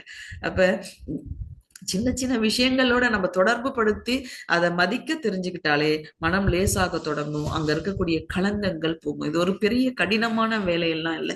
கொஞ்சம் கவனமும் கொஞ்சம் முயற்சியும் மதிப்பை உணரக்கூடிய தன்மையும் நமக்கு இருந்தாலே இவையெல்லாம் கை வந்துடும். அப்படி கைவர பெற்றுதானே இத்தனை சித்தர்களும் முனிவர்களும் யோகிகளும் நம்ம ஆசானுமே இதெல்லாம் பத்தி எழுதியிருக்காங்க. அப்படின்னா அவர்களுடைய ஒரு விழிப்புணர்வு, கவனம் சிதறாமல் தொடர்ந்து அதிலேயே இருந்த நிகழ்வு.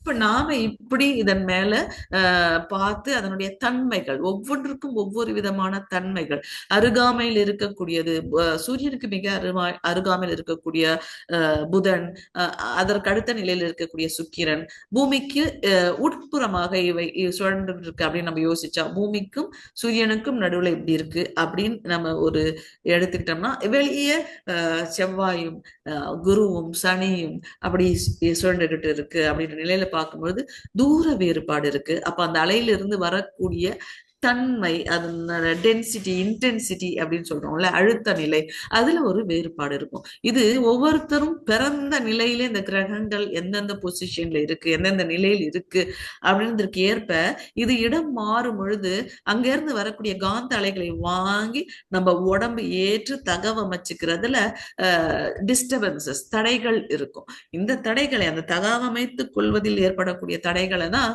நாம பொருந்தமில்லாத ஒரு உணர்வுல நோய் என்றும், இந்த இது வந்ததுனால எனக்கு இந்த நோய் வந்திருக்கு, எனக்கு சனி வந்திருக்கு, 7 சனி வந்திருக்கு, 4ல சனி இருக்கு, குரு இப்ப சரியான இடத்துல இல்ல, செவ்வாய் இப்படி பாக்குறாங்க, அதனால இந்த துன்பம் அப்படிலாம் நம்ம பேசுவதற்கு காரணம் நமக்குள்ள இருக்கக்கூடிய கர்மயத்தில் இருக்கக்கூடிய ஜீவகாந்தமும் வெளியே இருந்து வரக்கூடிய வான்காந்தத்தின் அலையும் மோதும் பொழுது ஏற்படக்கூடிய தகவமைத்துக் கொள்ள ஏற்படக்கூடிய அந்த பொருத்தமில்லா ஒரு உணர்வை தான் நாம இப்படி சொல்றோம். அப்ப வெளியே இருந்து அது தொடர்ந்து வந்து கொண்டேதான் இருக்கும். உள்ளுக்குள்ளேயும் நிமிடத்திற்கு நிமிடம், வினாடிக்கு வினாடி நம்முடைய கருவமைப்பின் தன்மைகள் மாறிக்கொண்டுதான் இருக்கும். இந்த மாற்றத்தை ஏற்றுக்கொண்டு இருக்கக்கூடிய அளவுல நம்மளுடைய உயிர் பலமும் உடல் நலவும் வைத்து கொண்டிருக்கும் பொழுது இது சுகமா இருக்கும். அப்படி இல்லைன்னா நமக்கு துன்பமா இருக்கும். இந்த துன்பம் கூட நம்ம வராம சுகமே பெறணும், நலமே பெறணும் என்ற நிலையில தான் நாம ஒவ்வொரு கோள்களோடும் ஒவ்வொரு அந்த சூரியனோடும் ஒன்றி கலந்து உயிர்கலப்பு பெறணும். அப்போ அந்த காந்த அலைகளை வாங்கி அப்படியே ஏற்றுக்கொள்ளணும்.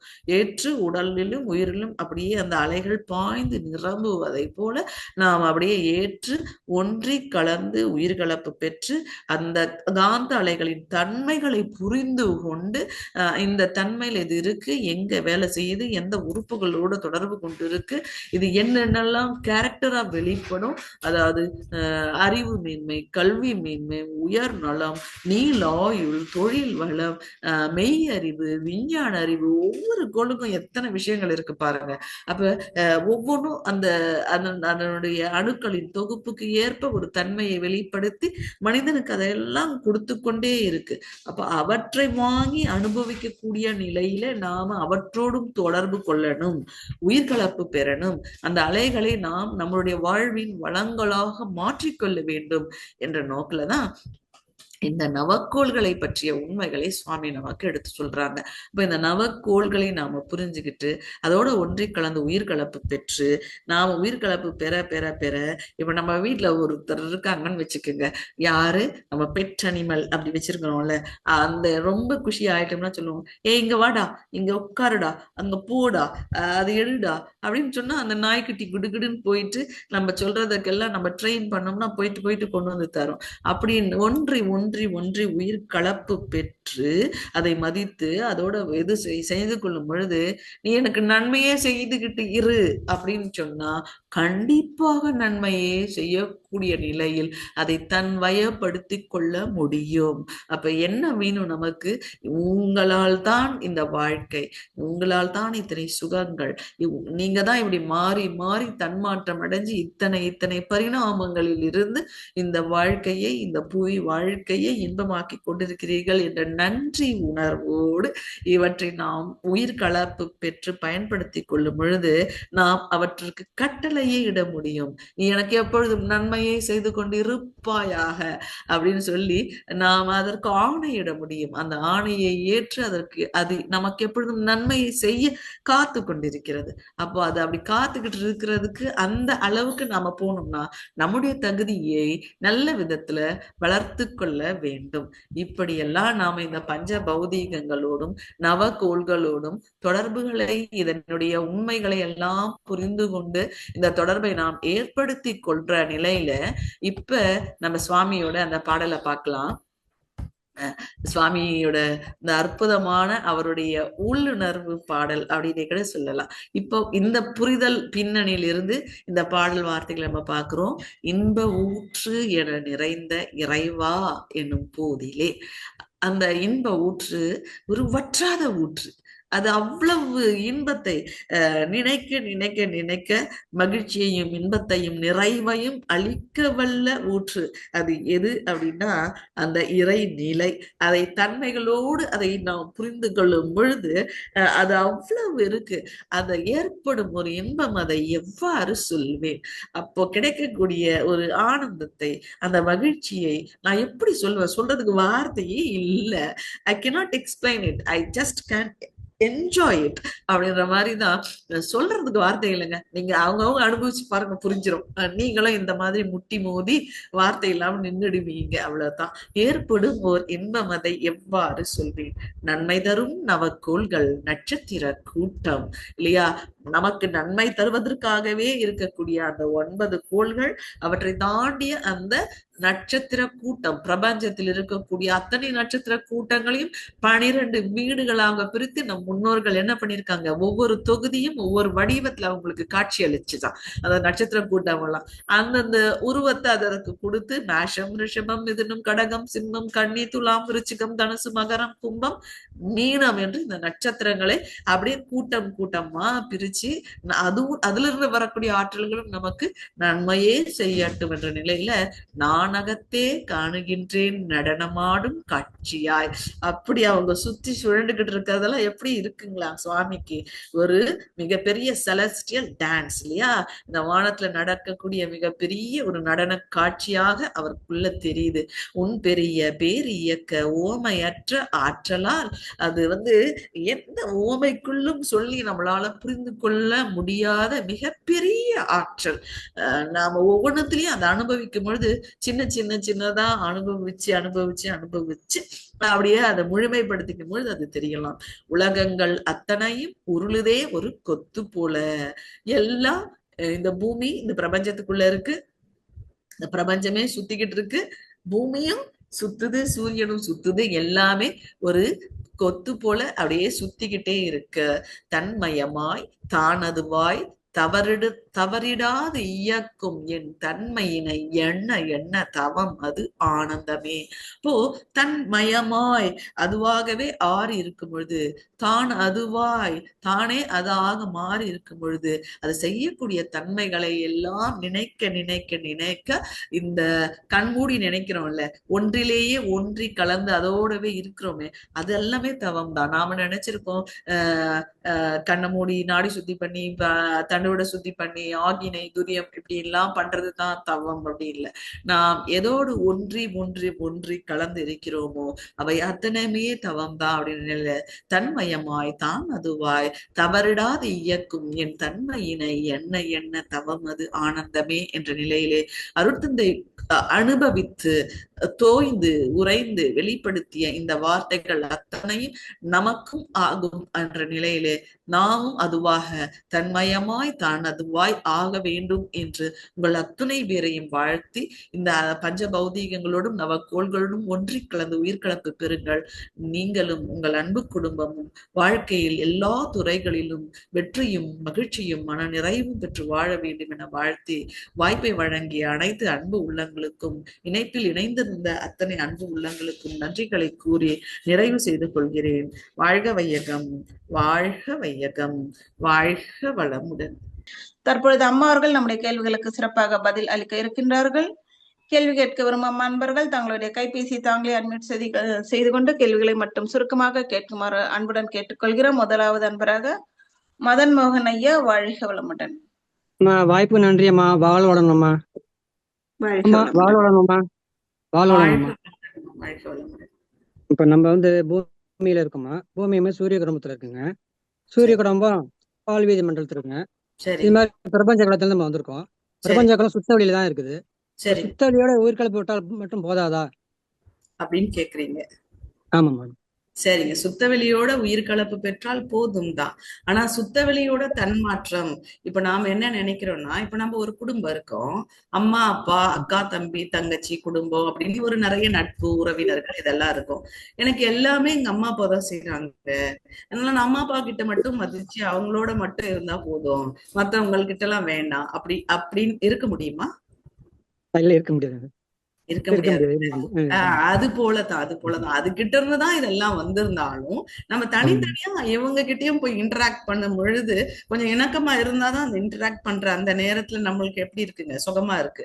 இல்லைன்னா நாமளும் நம்ம அக்காவும் நாமும் நம்ம சகோதரமும் சண்டை போட்டுக்கிற மாதிரி தான் இல்லையா?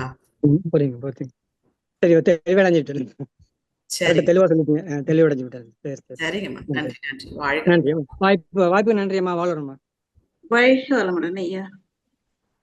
வாழ்க வளமுடன். அன்பர்கள் வேற யாரும் இருக்கீங்களா? அம்மாவோட உரை இன்னைக்கு ரொம்ப சிறப்பா இருந்துச்சு. அந்த பாடல், இந்த காந்த தத்துவத்தோட முதல் பாடல், அதையே எவ்வளவு அம்மா உணர்ந்து அதை ரசிச்சு நமக்கு சிந்தனை கொடுத்தாங்க. அவங்களோட சிந்தனையிலே அந்த வார்த்தைகள் வெளிப்பட்ட விதத்திலே நம்மளால புரிஞ்சு கொள்ள முடிஞ்சது. எல்லாருமே ரொம்ப தெளிவா இருக்குங்க போல இருக்கு. சாந்தி கண்ணன் அம்மா, வாழ்க வளமுடன். அம்மா வாழ்க வளமுடன். அம்மா வாழ்க வளமுடன். சொல்லுங்கம்மா. அம்மா அருமையா இருந்ததுமா. அப்படியே உணர்ந்து இருக்கிற மாதிரியே ஒரு ஃபீல் ஆனதுமா. அது கொஞ்சம் மனப்பாடம் பண்ணதாம்மா. இந்த பஞ்சபூத நவகிரகம் மட்டும்தான் கொஞ்சம் மனப்பாடம் கொஞ்சம் கஷ்டமா இருக்கு. ஈஸியா இன்னும் மனப்பாடம் பண்ணா என்னமா பண்ணலாம்? அதுக்கப்புறம் கோல் 5 பௌதீகங்களுக்கு ஒரே வார்த்தைகள் தான் சுவாமி கொடுத்திருக்காங்க. அதன் பெருமையை மதித்து போற்றி வணங்கணும் ஃபர்ஸ்ட், இல்லையா? அப்புறம் அதோட ஒன்றி கலந்து உயிர்கலப்பு பெறணும். அது எங்கிருந்து வந்துச்சு, அத பரிணாம வளர்ச்சியை நம்ம புரிஞ்சுக்கணும். அதுகிட்ட இருந்து நம்ம காப்பு பெறணும். அப்புறம் அத நல்ல முறையில பயன்படுத்தி கொள்ளக்கூடிய ஒரு விஞ்ஞான நுட்பம் நமக்கு அந்த நாலேஜ் வரணும், வளர்த்துக்கணும், பயன்படுத்தி இதைதான் சொல்றாரு அந்த 5க்குமே. சரிம்மா. அந்த பஞ்சபூதம் நெருப்பாவும் நீராவும் அப்படியே ஃபீல் பண்றோம். அந்த கோள்கள் வரும்போது அந்த கோள்களை நினைச்சா அது நினைச்சிருந்தா போதுமாமா? அதுல இருந்து வர ஆற்றல், அதுக்குதான் சுவாமி அந்த நிறத்தை சொல்றாங்க. அந்த நாம பூமியில நம்ம வீட்டுல கூட உட்கார்ந்துருக்கோம்னா கூடயும் அது ஊடுருவக்கூடிய தன்மை தானே அந்த காந்த அலை. எல்லாவற்றுக்குள்ளும் ஊடுருவி போகும் தானே.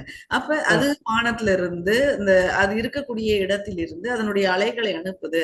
இப்போ சூரியனுடைய வெப்பத்தை நம்ம வீட்டுக்குள்ள மறைஞ்சி வச்சு உட்கார்ந்து இருந்தா கூடயும் வெப்பத்தை உணர முடியுதுல்ல. உணர முடியுது. கண்டிப்பா. அதே மாதிரிதான் ஒவ்வொரு கிரகத்துல இருந்து வரக்கூடிய அலைகளும் நமக்குள்ள வரும். நாம ஃபீல் பண்றது இல்ல. இப்ப அது இந்த தன்மையில இருக்கு, இந்த நிறத்துல இருக்கு. அது நமக்குள்ள வந்துச்சுன்னா இந்த இடத்துக்கு இந்த இந்த நன்மைகள் எல்லாம் அளிக்க வல்லது. நம்ம அத உணர்வதற்காக ஒரு வழி காட்டுறார் சுவாமி. சூரியனை நம்ம எடுத்துக்கிட்டோம்னா ஆரஞ்சு நிறமான காந்த அலைகள்.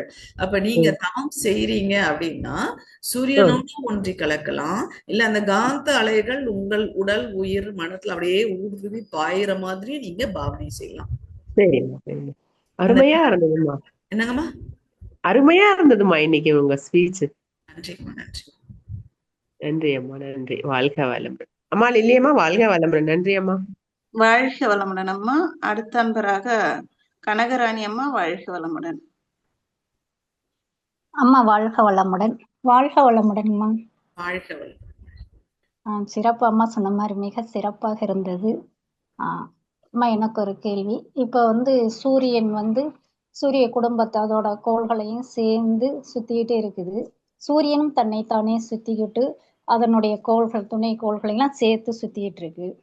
இப்ப அது பால்வெளி அண்டத்துல இருக்குங்களா? இப்போ அது இருந்த இடத்துலயே தான் சுத்துதுங்களா, இல்ல டிஸ்டன்ஸ்ல அந்த இடத்தை விட்டு டிஸ்டன்ஸ்ல சுத்துதுங்களாமா? பால்வெளி மண்டலத்தை சூரியன் சுத்துது. ஆமாங்கம்மா. இப்ப பால்வெளி மண்டலத்துல கோடான கோடி சூரிய குடும்பங்கள் இருக்குன்னு நம்ம சொல்றோம். இப்ப பூமிக்கும் மற்ற கோள்களுக்கும் சூரியன் எப்படி ஒரு மையமோ அப்படி பால்வெளி வீதிக்கும் ஒரு மையம் இருக்கும்ல. ஆமாங்கம்மா. அந்த மையத்தை மையமாக கொண்டு இந்த கோடான கோடி நட்சத்திரங்கள் சுத்தம். சரிங்க. அப்புறம் இந்த பால்வெளி மண்டலமே இந்த பிரபஞ்சத்துல சுழற்சியில இருக்கும். அது மாதிரி பல வெளிகள் இருக்குல்ல. ஆமா ஆமாங்க. அப்போ எல்லாம் அப்போ பிரபஞ்சத்தை சுவாமி அதை சொல்றதுக்குதான் பிரபஞ்சத்தின் கருமையம் சொல்லுவாங்க. யூனிவர்சல் சோல் இல்ல. அப்ப அங்க அந்த நம்மளுடைய அறிவுக்கு எட்டாத விரிந்து இருக்கக்கூடிய இந்த பிரபஞ்சத்திற்கும் ஒரு மையம் இருக்கும். அப்படியே இப்ப இந்த பால்வெளி வீதிக்கும் ஒரு மையம் இருக்கு. அந்த மையத்தை மையமாக கொண்டு நம்ம சூரிய குடும்பம் போல பல நட்சத்திர கூட்டங்களும் சுழண்டுகிட்டு இருக்கும். சரி, அந்த ஒரு டவுட் இருந்தது. அதான் இப்போ நம்ம பால்வெளி அண்டத்தை சுத்தி சுத்தி வருமா அப்படிங்கிற ஒரு டவுட் இருந்தது. கிளியர் ஆயிடுச்சு. ஆமா. இப்போ சூரிய ஒளியிலிருந்து இப்ப நீங்க சொன்னீங்க நம்ம வீட்டுக்குள்ள இருந்தாலும் வெப்பம் வருது அப்படின்னு. இப்போ ஒரு மலை மேல இப்போ ஏற்காடு ஊட்டி இந்த மாதிரி எல்லாம் மேல இருக்கும்போது அது குளிர்ச்சியா இருக்குதுங்களேம்மா. இப்ப அந்த வெயிலா இருக்கும்போது கூட மேல இருக்கும்போது குளிர்ச்சியாக இருக்கிறது. அது எப்படிங்கம்மா? நான் ஒரு உதாரணம் சொன்னேன். என்ன அப்படின்னு சொன்னா, காற்றில் நீர்த்தன்மை அதிகரிக்கும் பொழுது நமக்கு குளிர்ச்சியாக இருக்கு. காற்றில் வெப்பத்தின் தன்மை அதிகம் போது அதுவே வெப்ப காற்றாக அனல் காற்றாக வீசுது. ஆமா தானே, இதெல்லாம் நம்ம அனுபவிச்சிருக்கோம். கோடை காலத்துல அதே காற்றுதான் அவ்வளவு அனலா வருது நமக்கு இல்லையா? வெப்ப காற்று அடிக்குதுங்கன்னு சொல்றோம் இல்லையா? அப்ப அந்த பருவநிலை மாற்றத்துல சூரியன் அதற்கு அது எந்த இடத்துல எந்த டிகிரியில இருக்கு, பூமி ஒரு கோணத்துல இருக்கும், சூரியன் ஒரு கோணத்துல இருக்கும். இப்ப நம்ம என்ன சொல்றோம், தை 1 மகர ராசிக்கு இடம்பெயர்னாலே உத்தராயணம், த டிரான்சிஷன். அது தன்னுடைய பயணப்பாதையை திருப்பி இன்னொரு பக்கம் போகுது. அதே ஒரு 6 மாசம் கழிச்சு வரும்போது தட்சிணாயணம் சொல்றோம், த டிராவல் பாத். இப்படி இந்த டிராவல் பாத் மாறும்பொழுதே நம்ம நார்மலா ஒரு கிளைமேட்டை என்ஜாய் பண்ற இடத்துல இருக்கிறவங்களுக்கு அவ்வளவு வெப்பநிலையில மாறுபாடு கிடைக்குது. இது மாதிரி மலைகள்ல அடர்ந்த வனங்கள் இருக்கக்கூடிய சூழல்ல இந்த மரங்களில் இருந்து வெளிப்படக்கூடிய காற்று இருக்கு. வாயு மண்டலத்துல அந்த காற்று கலந்துக்கும் பொழுது அது பனியாக அடர்ந்த நிலையில ரொம்ப லோவர் லெவல்லயே அந்த இடத்துலயே இருக்கு. வெயிலுடைய அந்த ஆற்றல் ஊடுருவி கீழே இறங்க முடியாம நிக்குது. சரிங்க. இப்போ இத்தனை சூழலியல் மாற்றங்கள் ஏற்பட்டு அங்க ஒரு குளிர்ச்சியையும் மிதமான வெயிலுடைய தன்மையும் அங்க கொடுக்குது, மாற்றி கொடுக்கிறது. சரிங்க. நன்றிங்கம்மா. நன்றிங்கம்மா. மிக்க நன்றிங்கம்மா. நன்றி. வாழ்க வளமுடன். வாழ்க வளமுடன். அடுத்த நண்பராக பானுமதி அம்மா, வாழ்க வளமுடன். பானுமதி அம்மாவோட வீட்டுக்காரர் பேசணுங்க. வாழ்க வளமுடன் ஐயா, பேசுங்க. அந்த சூரியனுடைய சக்தியில ஒரு செகண்டுக்கு 50 லட்சம் ஹைட்ரஜன் எரியுதுங்கிறாங்க. 50 லட்சம் ஹைட்ரஜன் அணுக்கள் எரிஞ்சும் அந்த சூரியனுடைய பவர் குறையாம அப்படியே டெவலப் ஆகிட்டு இருக்குது. அது ஏங்க? அது வந்து இந்த அணுச்சிதைவு பத்தின கேள்விப்பட்டிருப்பீங்கல்ல. நியூக்ளியர் ஃபிஷன், நியூக்ளியர் ரியாக்டர்ஸ், இதெல்லாம் நமக்கு அதுல இருந்து நமக்கு வந்து காந்த ஆற்றல் எடுத்து தராங்கல்ல. ஆமா. அது மாதிரி சூரியனுக்கு நடு மையத்துல இருக்கக்கூடிய அணுக்கள் சிதைந்துதான் நமக்கு தொடர்ந்து இந்த ஆற்றல் வருது. அதனுடைய நெருக்கத்தினால் அது வெப்பமா மாறி இருக்கு. அப்படி ஒரு நெருப்பு கோலமா 4.5 கோடி டிகிரில இருந்து வெளியே வருதுங்க. ஆமாங்க. திரும்ப திரும்ப அது குறையாம அப்படியே டெவலப் ஆகி அதிகமாயிட்டே இருக்கே. அதுதாங்க ஐயா, இந்த விஞ்ஞானத்துக்குள்ள நீங்க போய் பாத்தீங்கன்னா நியூக்ளியர் ஃபிஷன் அப்படின்ற அந்த விஞ்ஞானம் இருக்குல்ல, அதுக்குள்ள நீங்க போய் பார்க்கும் பொழுது இது உங்களுக்கு புரிஞ்சிடும். அப்போ அது அவ்வளவு பிரம்மாண்டமாகவும் அவ்வளவு அணுக்களின் தொகுப்பாகவும் தான் அந்த சூரியன் இருக்கு. ஆனா நம்ம மனித அறிவுக்கு எட்டின நிலையில பார்க்கும் பொழுது அது அழிவில்லாத நிரந்தரம் போல தெரியுது. ஆமா. இந்த பிரபஞ்சத்துக்குள்ள இருக்கக்கூடிய எல்லாவற்றுக்கும் ஒரு காலம் இருக்கு. இன்னும் 400 கோடி ஆண்டுகளுக்கு இது மாதிரியே இருக்கு, பவர் குறையாதுங்கிறாங்க. அதுதான் இப்போ அது எப்படி 50 லட்சம் டன் ஒரு செகண்டுக்கு எரிஞ்சும் கூட ஹீலியமா சேஞ்ச் ஆகியும் கூட இவ்வளவு டெம்பரேச்சரை எலாபரேட் பண்ணியும் கூட அது குறையாம அப்படியே இருந்துட்டு இருக்குதே. ஆச்சரியமா இருக்கே. ஆமாங்க. அததான் நினைக்க நினைக்க இன்பம். ஐயோ, ரொம்ப நன்றிங்கம்மா, ரொம்ப நன்றிங்கம்மா, ரொம்ப நன்றிங்க. மிக சிறப்பா பேசிட்டீங்க. நான் விவசாய குடும்பத்தை சேர்ந்தவன். விவசாயத்தை விட்டுட்டு உங்க பேச்ச 1 மணி நேரம் நல்லா கவனிச்சுக்கிட்டேனுங்க. ரொம்ப நன்றி, ரொம்ப நன்றிங்க. சரிங்க. வாழ்க வளமுடன். நன்றிங்க ஐயா. அடுத்த அன்பராக லக்ஷ்மணன் காந்திமதி, வாழ்க வளமுடன். அம்மா வாழ்க வளமுடன். அம்மா உரை ரொம்ப சிறப்பா இருந்ததுமா. அந்த பாடலோட கேட்குறப்ப ஐயா வந்து எப்படி அந்த அந்த எண்ணலைக்கு எப்படி போய் அப்படி ஊன்றி எழுதியிருப்பாருன்றது தெரியல. இப்ப நம்ம வந்து நிலம், நீர், நெருப்பு, காற்று, விண் எல்லாமே நம்மளால பார்க்க முடியுது, உணர முடியுது. காற்று வந்து உணர முடியுது. அந்த பிரபஞ்சத்தை வந்து எந்த ஒரு தன்மையா நினைக்கிறதுமா? நம்ம அதுல இருந்து தான் வந்திருக்கு அப்படிங்கிறப்ப அதை எப்படி நம்ம அதை விஷுவலைஸ் பண்ணி, இப்போ கோயில் போனா கூட சிவன், பார்வதி உருவங்களை வச்சு நம்ம சாமியா கும்பிடுறோம். அந்த பிரபஞ்சத்தை வந்து நம்ம அந்த கோள்கள் உருவானதிலும் அதுதான் அப்படின்னு ஆர்ஜின் அப்படிங்கிறப்ப அந்த பிரபஞ்சத்தை வந்து என்னவா நினைச்சு நம்ம அதை கற்பனையை பண்றது அப்படிங்கிறது அது புலப்படாத இருக்குது. அது எப்படி அதில் நம்ம அண்டர்ஸ்டாண்ட் பண்றதுமா? அது இல்ல, எனக்கு ஒண்ணு மட்டும் கிளாரிஃபை பண்ணுங்க. உங்களுக்கு விண்ண புரிஞ்சுக்கணுமா, பிரபஞ்சத்தை புரிஞ்சுக்கணுமா? விண் கூட தெரியல இல்லம்மா. காற்று உணர்றோம், விண் தெரியல. விண்ணா இருக்கட்டும், அந்த அதை தாண்ட ஆர்ஜின் சுத்தவெளி சொல்றோம் இல்லையா, அதை வந்து இது ரெண்டுத்தையும் வந்து நம்ம எப்படி அதை நம்ம எண்ணத்துக்கும் மனசுக்கும் ஒரு இதா கொண்டு வர்றதுமா? அது ஆர்ஜின் தெரியல இல்லைங்களா? கண்ணு மூணா இருட்டா தெரியுது, அவ்வளவுதான். அதுக்கப்புறம் அது என்ன தன்மை? அதாவது இப்ப நம்ம காற்றுலயே வந்து ஹைட்ரஜனா அந்த ஒரு இதுக்கு ரேஷியோ ஒண்ணுக்கு தெரியுது. பட் இது வந்து என்னவா இருக்கு ஒண்ணுமே தெரியல இல்லையா? அது எப்படி அதை உணர்றதுமா? பிரபஞ்சம் வந்து இதுல இருந்து நீங்க கேட்ட பிரபஞ்சம் வந்து வேற நிறைய நட்சத்திரங்களும் கோள்களும் இருக்கக்கூடிய ஒரு ராத்திரி, நல்ல இருண்டு இருக்கக்கூடிய ஒரு அமாவாசையின் ராத்திரி நீங்க பாத்தீங்கன்னா ஓரளவுக்கு உங்க மனசுக்குள்ள அந்த காட்சி போயிடும். இப்ப நீங்க கேட்ட இந்த விண்ணு தான் நமக்குள்ள உயிரா இருக்கு. ஆமாவா? தொட்டு காட்டிட்டார் சுவாமி உயிரின் தன்மையை. உணர்ந்துட்டோம்ல. எப்படி புருவ மையத்துல கை வச்சால் வைத்து உணர்த்தி நாம கண்ணை மூடினாலே புருவ மையத்திலேயோ இல்ல துரியத்திலேயோ அந்த அந்த சக்தியை உணர ஆரம்பிச்சிட்டோம். அது எப்படி இருக்கு, அது அந்த அழுத்தம் எப்படி இருக்கு, வினின் ஓகே தன்மை, அழுத்தம் தான் அதனுடைய தன்மை. அந்த அழுத்த உணர்வை நம்ம எப்படியெல்லாம் எத்தனையோ விதத்துல உணர்ந்திருக்கோம். எல்லா நேரமும் ஒரே மாதிரி இல்ல. சில சமயம் குறுகுறுப்பா இருக்கு, சில சமயம் அழுத்தமா இருக்கு, சில சமயம் வெளிச்சமா இருக்கு. ஒவ்வொருத்தர் ஒவ்வொன்னு சொல்றாங்களே, அந்த அனுபவங்களை சொல்லும் பொழுது எறும்பு ஊர்ன மாதிரி இருக்கு இல்லையா? ஏதோ ஒன்று. ஆனா இதுதான் இந்த உயிர் நமக்கு கொடுக்கக்கூடிய சுகமும் இன்பமும்ன்றத எப்படியோ ஒரு விதத்துல அதை நமக்கு காமிக்குது. சரிங்கம்மா. அத விண் வந்து உயிரா சொல்லிடுறீங்க. ஓகே. ஆஹ் அதை தாண்டினதுங்கம்மா. அப்போ அந்த விண்ணோட தன்மை எப்படி இருக்கும் அப்படின்னா, நம்மளுடைய உயிரின் தன்மையை உணர்ந்துட்டாலே நமக்கு வந்து விண்ணோட தன்மை புரியும். நமக்கு உயிர் என்னென்னலாம் செய்துங்க, நீங்க அதை எப்படி உணரணும் அப்படின்னா, அது அன்பும் கருணையுமா இருக்கு அப்படின்னு சொல்றாங்க இல்லையா? அப்படின்னு சொல்றாங்க. ஆமாங்கம்மா. அந்த அன்பு கருணை நம்ம உடம்புக்குள்ள இருக்கிற உயிர் எப்படி எல்லாம் வெளிப்படுத்துது பாருங்க. இப்ப எனக்கு பசி எடுக்குதுங்க, நான் சாப்பிடுறேன், அந்த சாப்பாடு எனக்கு பிடிச்சிருக்கு, அந்த ருசியில மயங்கிட்டு நான் நிறைய சாப்பிட்டுடுறேன், தேவைக்கு அதிகமா சாப்பிட்டுடுறேன். எனக்குள்ள இருக்கிற உயிர் என்ற அந்த பேராற்றல் அது என்னுடைய செரிமான சக்திக்கு நான் செய்த தவற மன்னிச்சு ஏதோ ஒரு அதை செரிக்க உதவி செய்து, இல்லைன்னா அதை ஏப்பமாக வெளியேற்றுது, இல்லைன்னா என்னை சிறுங்குடலுக்கு கீழே அனுப்பி அதை மலமா வெளியேற்றுது.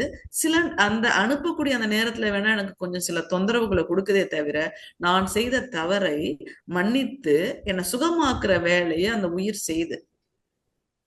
சரிங்கம்மா. சரி, செய்துங்களா? இந்த துன்பம் அனுபவிச்சேன்ல, அதை நான் ஞாபகத்துல வச்சிருக்கிறேன்னா அப்படின்னு கேட்டா, திரும்பவும் ஒரு நல்ல உணவையோ இல்ல வேற ஏதோ ஒரு பொருளையோ அதன் மூலியமா நான் துன்பம் அனுபவிச்சிருந்தா கூட அதை இன்னொரு முறை அப்படி பார்க்கும் பொழுது மறந்துடுறேன், மயங்கிடுறேன். இல்ல, திரும்ப திரும்ப ஒரே மாதிரியான தவறுகளை தானே செய்யறோம்.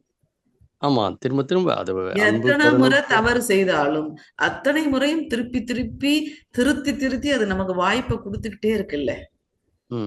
உயிராற்றல் தானே கொடுக்குது. அந்த விண்ணேற்ற உயிராற்றல் தானே நமக்கு இத்தனை வாய்ப்புகளையும் திரும்ப திரும்ப இந்த உடலுக்கு கொடுத்துட்டே இருக்கு. கண்டிப்பாமா. அது அன்பு நிறைந்த செயல் இல்லையா? கருணையான செயல் இல்லையா?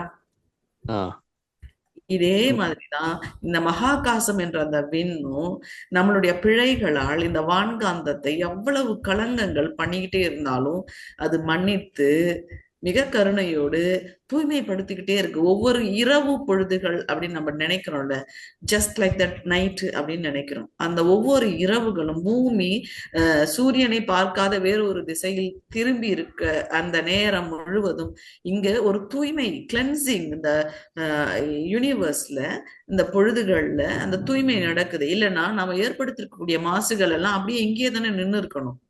அப்ப மாசின் அளவு கூடிக்கிட்டே தானே போயிட்டு இருக்கணும். நமக்கு சுவாசிக்க கூட காற்று இல்லாமல் தானே போயிருக்கும் நம்ம ஏற்படுத்தக்கூடிய காற்று மாசையே எடுத்துக்கிட்டாலே. ஆனா அது பழையபடி அதே நிலைக்கு திரும்ப மாறுதில்லை. இந்த போகி பண்டிகைக்கு எவ்வளவு கொளுத்தி போட்டு எவ்வளவு மாசு இருந்துச்சு, ஒரு நாள்ல அது போயிட்டு இயல்புக்கு திரும்பிச்சு இல்லைங்களா? இப்ப இதை யார் தூய்மைப்படுத்தியது? இந்த விண் என்ற மகாகாசம் தூய்மைப்படுத்துச்சு. தப்பு நம்ம செய்யறோம்னு தெரிஞ்சா கூட மன்னித்து அன்போடு கருணையோடு மனுஷங்க வாழணும், ஜீவன்கள் வாழணும் அப்படின்னு தூய்மைப்படுத்துச்சு. இதுதான் அதனுடைய தன்மை எல்லா இடத்துலயும் வெளிப்பட்டுக்கிட்டு இருக்கும். இந்த உயிரின் தன்மை, விண்ணின் தன்மை தூய்மைப்படுத்தி ஆற்றலை வழங்கி கொண்டிருப்பது. இந்த ஒரே ஒரு புரிதல் மட்டுமே நம்ம மனசுல வச்சுக்கிட்டு விண்ண நான் உணரணும் அப்படின்னு நீங்க நினைங்க, உணர்த்திடும். அதே மாதிரிதான் சுத்த வெளிக்கு சுவாமி ஒரு அற்புதமான வழி, ரூட் மேப் நமக்கு போட்டு கொடுத்துருக்காங்க. அந்த ரூட் மேப்ல அந்த ரூட்டை பிடிச்சிட்டு போறதுதான் நம்ம வேலையை தவிர, அது எப்படி இருக்கும், அந்த பாய்மம் எவ்வளவு அளவிட முடியாததா இருக்கே, அது எவ்வளவு தூரம், எவ்வளவு நீளம், எவ்வளவு ஆழம், எவ்வளவு அகலம், இந்த கருமை எந்த மாதிரியான கருமை, அதெல்லாம் யாரும் யாருக்கும் விளக்க முடியாது. ஆனா நிச்சயமாக இந்த தேடல் இருக்குல்ல, இந்த ஒரு தவிப்பு உங்களுக்கு தெரியுது இல்ல, நான் எப்படி இதை ஃபீல் பண்றது, நான் செய்யறது சரியா தவறா அப்படின்னு ஒரு தவிப்பு இருக்குல்ல, இது உங்களுக்கு அந்த சரியான நிலையை காட்டிடும். Don't let the fire down. உங்களுக்கு இருக்கக்கூடிய அந்த தேடலை சரியான விடை கிடைக்கல அப்படின்றதுனால நீங்க சோர்ந்து போயிடாதீங்க. இந்த தேடல் தான் உங்களுக்கே உங்களுக்கான அந்த இறைநிலையை அடையாளப்படுத்தி காட்டும். சிறப்பு சிறப்பு சொல்லலாம் சிறப்புங்கம்மா சிறப்புங்கம்மா. சொல்லலாம். சொல்றப்ப ஃபீல் பண்ண முடியுது. பட் ரொம்ப சிறப்புங்க. அதனுடைய இன்னும் ஆழம், அதனுடைய இன்னும் அகலம். ஒவ்வொரு நாளும் ஒவ்வொரு மாதிரி தவம் இருக்கும்னு சுவாமி சொல்றாங்க. அதை நம்ம டெய்லி செய்யும் பொழுது நம்மளாலையும் ஃபீல் பண்ண முடியுது. அப்ப அந்த சில சமயம்லாம் நம்ம மனம் அந்த அப்படியே தட்டிட்டு நிக்குது. கீழே இறங்குறதுக்கே நமக்கு மனசு வராத ஒரு நிலையெல்லாம் சில சமயம் இருக்கு. சில சமயம் போதும் அப்படின்னு நம்ம போயிட்டு சீக்கிரமா கீழே இறங்கி வரும். அவர் குரல் ஏதோ ஒண்ணு நம்மளை திருப்பி பூமிக்கு அனுப்புது இல்லை, நம்மளுடைய லௌகீக வாழ்க்கைக்கு திருப்புது இல்லை. அது மாதிரி வேறுபாடுகள்லாம் நம்மளால நிச்சயமா உணர முடியும். உங்களுக்கான காட்சி உங்களுக்குள்ளேயே இருக்கு. நிச்சயமா நீங்க அனுபவிப்பீங்க. ரொம்ப சிறப்புங்கம்மா. ஆனா இதுல அன்பு கருணையா இருந்த இடத்துலதான் போட்டி, பொறாமை, வஞ்சம், புகழ்ச்சி எல்லாமே நிறைஞ்சிருக்குமா. அதுலதான் நம்ம உழண்டுட்டு வர்றதுனால ரொம்ப அந்த பாதையும் ரொம்ப கடினமா இருக்கு. இது கொடுத்த இறைவன் அதுவும் கொடுத்து சோதிக்கிறாங்கிறதுதான் ரொம்ப இதா இருக்குமா. வேற ஒண்ணு ரெண்டு எக்ஸ்ட்ரீம்ல இந்த பக்கம் இது இந்த பக்கம் இது எல்லாம் மையம் நோக்கி திரும்பிடுங்க, சரியாயிடும். சரிங்கம்மா சரிங்கம்மா. சிறப்புங்கம்மா. வாழ்க வளமுடன் அம்மா. நன்றிங்கம்மா. வாழ்க வளமுடன். வாழ்க வளமுடன். அடுத்த பிறகு கவிதா கோவிந்தராஜ் அம்மா. வாழ்க வளமுடன் அம்மா. வாழ்க வளமுடன் அம்மா. வாழ்க வளமுடன் அம்மா. வாழ்க வளமுடன் அம்மா. முன்னோர்கள்லாம் அப்போ இயற்கையோட இணைஞ்சு வாழ்ந்தாங்கன்னு சொன்னீங்க. அப்பெல்லாம் இயற்கையாவே அவங்களுக்கு அது தோணிதானம்மா வாழ்ந்துருப்பாங்க. அப்புறம் பௌர்ணமி அமாவாசைக்கெல்லாம் கும்பிட ஆரம்பிச்சாங்களாம்மா. அது இயற்கையாவே அவங்களுக்கே தோணி பண்ணாங்களா, எப்படிங்கம்மா? அவங்க எப்படி கும்பிட்டு இருப்பாங்க, இப்ப இருக்க நியதிப்படி வழிமுறைப்படி அது கும்பிட்டு இருப்பாங்களா அப்படின்லாம் எனக்கு தெரியாது. ஓகேவா? ஏன்னா காலங்கள் மாற மாற மனிதன் தன்னுடைய தேவைக்கு ஏற்ப இறை வழிபாடை கூட மாற்றி அமைச்சுக்கிட்டாங்க இல்லையா? இப்ப அதுக்குள்ள எவ்வளவு விஷயங்கள், எவ்வளவு சடங்குகள், அது எவ்வளவு பொருளாதாரத்தை சார்ந்து அப்படி எல்லாம் இருக்கு அப்படின்றதுக்குள்ள எல்லாம் இல்ல. ஆனா அவர்கள் இயற்கையை மதித்தார்கள். அவர்களுடைய இயற்கை வழிபாடு என்பது இயற்கையின் வழியில் செல்வது. இயற்கை எப்படி போதோ அது வழியா போறது. சூரியன் மறைஞ்சா வீட்டுக்குள்ள இருக்கணும் இல்லையா? வீடு சேர்ந்துடணும். அவங்கவுங்களுக்கு ஒரு கூடோ வீடோ இருக்கு, அதற்குள்ள வந்துடணும். நம்மளுடைய இயக்கங்களை குறைத்து கொள்ளணும், ஓய்வுக்கு போகணும். சூரியன் அதிகாலையில் விழிப்பதற்கு முன்னாலேயே விழிக்கிறாங்கல்ல. அப்ப அந்த இயற்கை செல்லக்கூடிய வழியில், அது காட்டக்கூடிய வழியில் செல்வதுதான் வழிபாடே தவிர, இன்னைக்கு நாம கும்பிட்டாங்க அப்படின்னு சொல்லி ஒரு வார்த்தையில கேக்குறோம்ல, அது எனக்கு தெரியாது. அது அவங்க செஞ்சிருப்பாங்கன்னு எனக்கு நம்பிக்கை இல்ல. இப்பவும் நேற்று கூட கும்பிட்டாங்களாமா அந்த பௌர்ணமிக்கு. அது ஏதோ தைப்பூசம். சரிங்க. அதுக்கே ஒரே ரஷ் கோயில் எல்லாம். அப்ப அதுக்கு ஏதோ சொன்னாங்கம்மா, தைப்பூசத்துக்கு ஏதோ ஒரு ராசி எனக்கு தெரியலங்கம்மா அதெல்லாம். சரிங்கம்மா. நன்றிகள் அம்மா. நன்றி. வாழ்க வளமுடன் அம்மா. வாழ்க வளமுடன் அம்மா. வாழ்க வளமுடன் அம்மா. வாழ்க வளமுடன். அடுத்த பிறகு உமையால் அம்மா. வாழ்க வளமுடன் அம்மா. வாழ்க வளமுடன்மா. வாய்ப்புக்கு நன்றிம்மா அம்மா. வாழ்க வளமுடன்மா. வாழ்க வளமுடன். சொல்லுங்கம்மா, சொல்லுங்க. ஆமா, நீங்க சொன்னீங்கல்லம்மா தவத்தோட நல்லா ஒன்றி செஞ்சுட்டோம்னா நம்ம சொல்றது அது கேட்கும் அப்படின்னு சொன்னீங்கல்லம்மா. அது எப்படிமா? ஏதாவது கேட்டு பாருங்களேன். நீங்க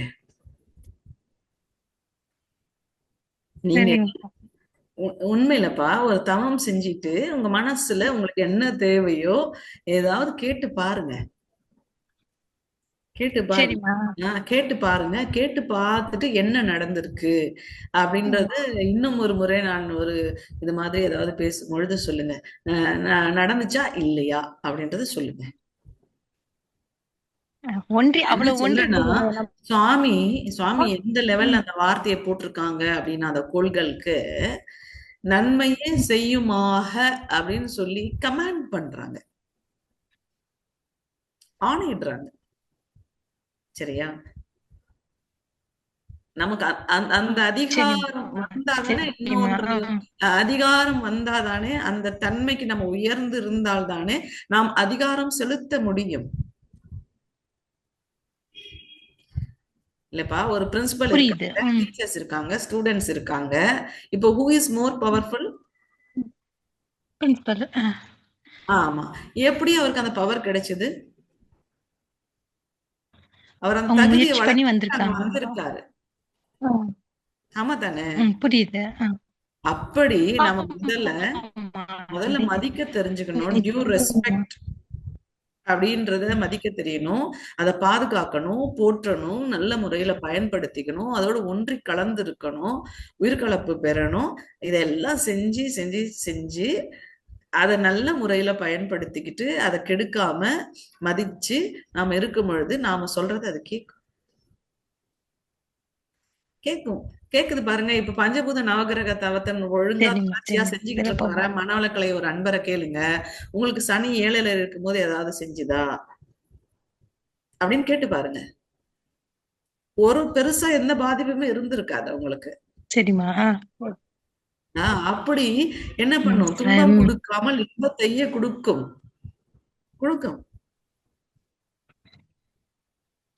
சிறப்பு சிறப்பு. அப்புறம் இந்த இன்ப ஊற்றா இருக்கும் பாடல் சொல்ல. சரிம்மா, சிறப்பு. சொல்லுங்க, பாடல் இருக்கு. இன்ப ஊற்றா அந்த பாடல் பாடும்போதும் அந்த முடிஞ்சிட்டு ரொம்ப என்ஜாய் பண்ணி அப்படியாம்மா?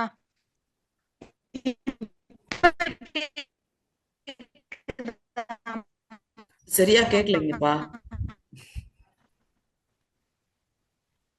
சரியா கேட்கலங்கப்பா. கொஞ்சம் இடம்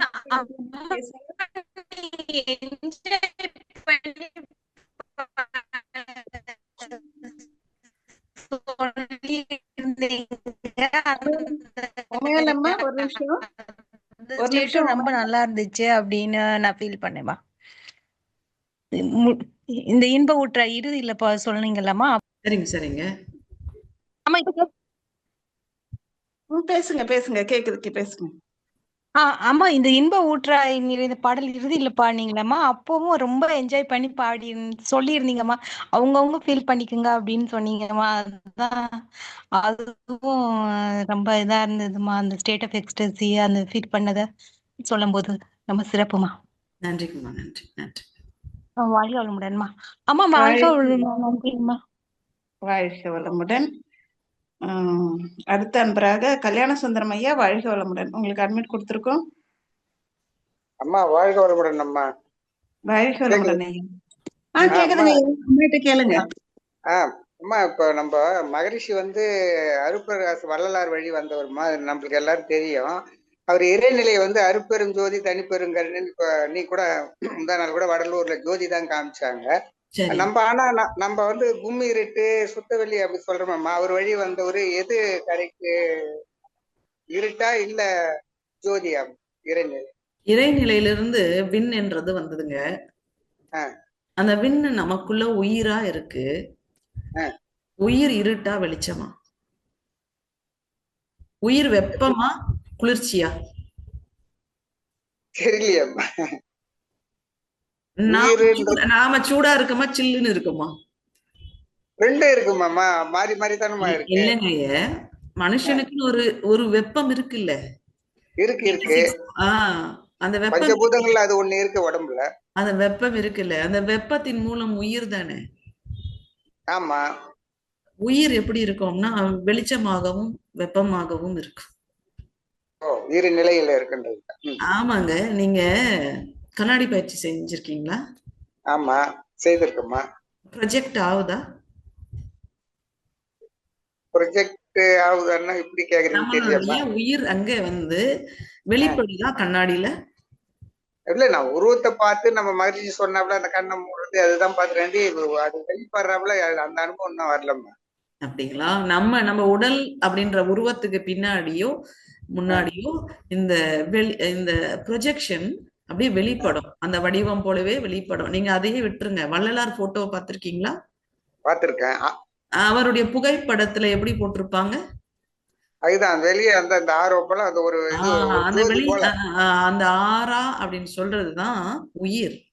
அந்த உயிர் எப்படி இருக்குன்னா வெளிச்சமாக இருக்கு. அவர் அந்த உயிரையே கடவுளாக வணங்குறார்.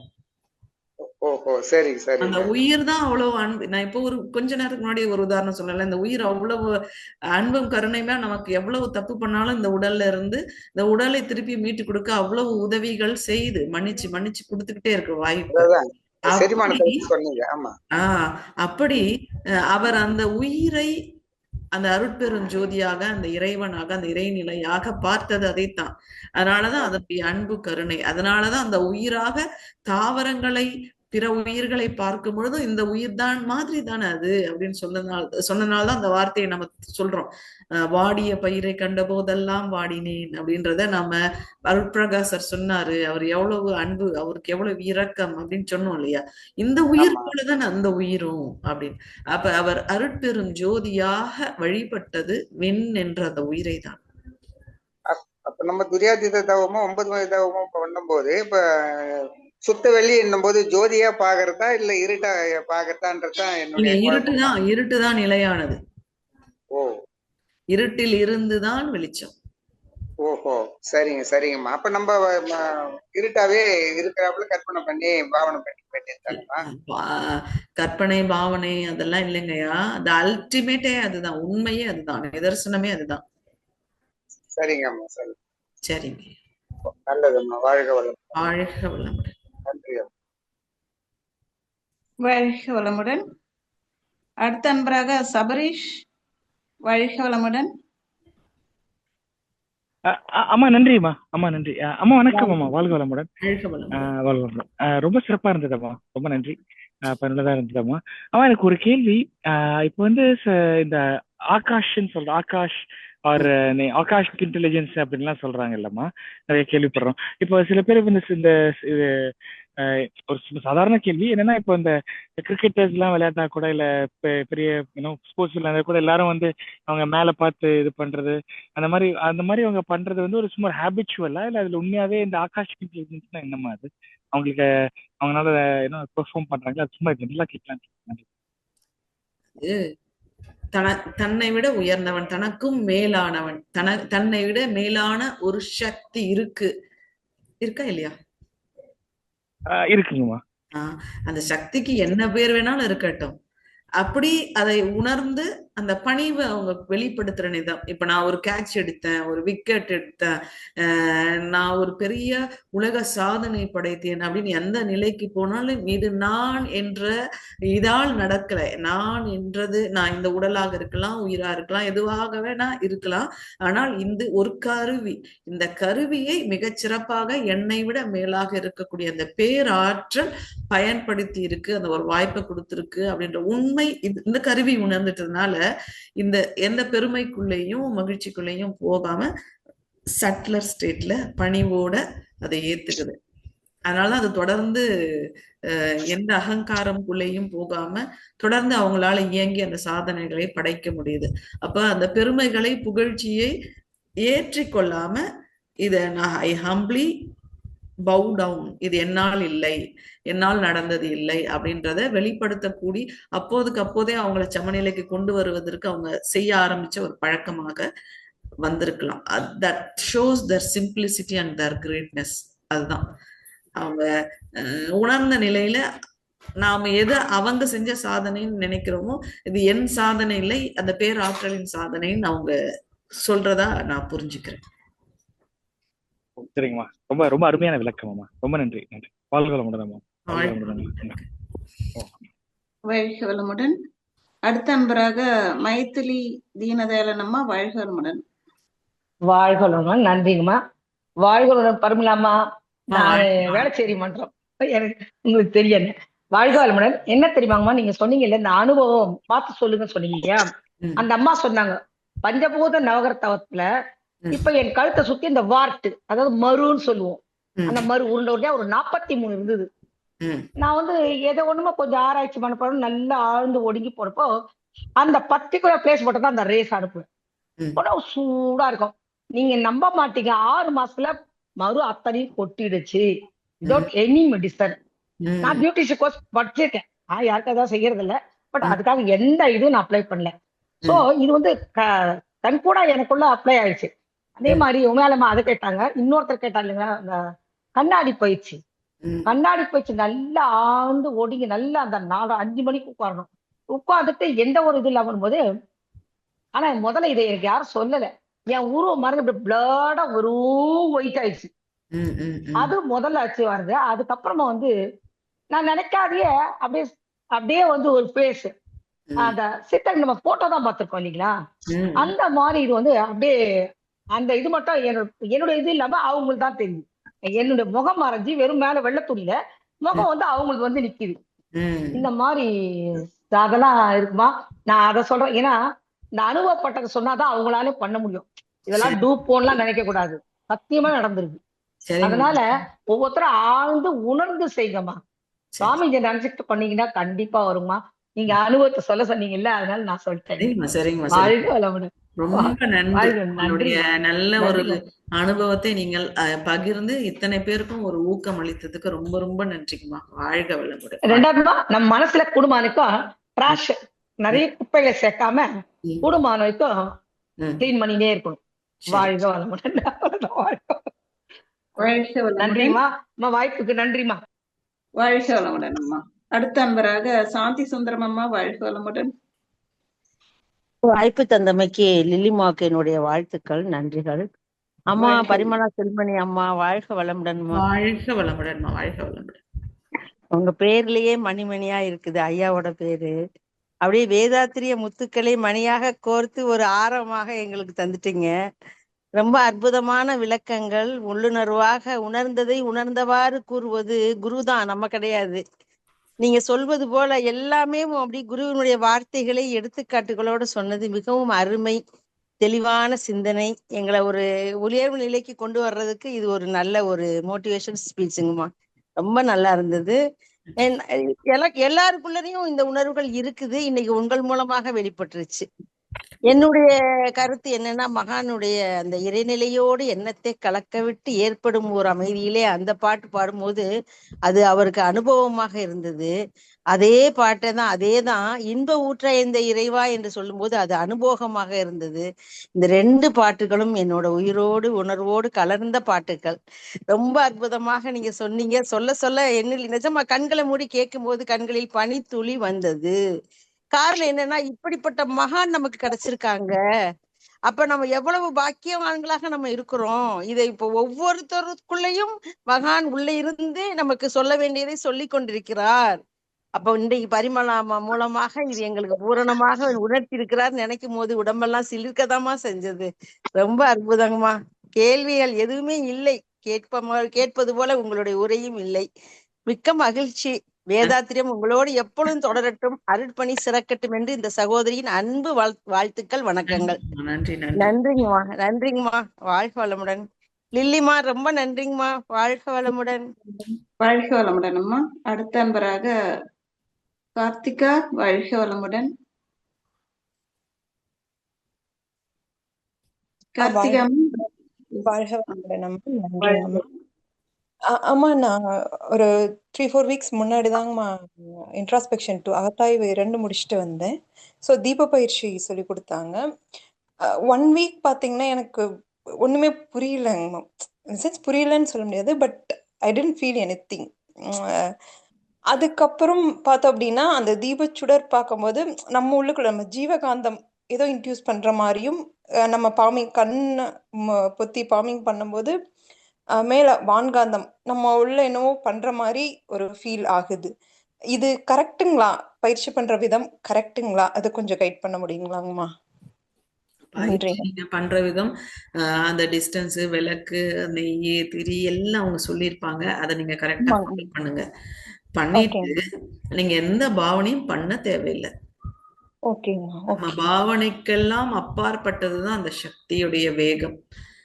அதனால நீங்க ஆற்றல் பாயிற மாதிரி ஃபீல் பண்ணுங்க அப்படின்னு உங்களுக்கு வழி நடத்தி இருப்பாங்க. கண்களை பொத்திட்டு அப்படியே இருங்க.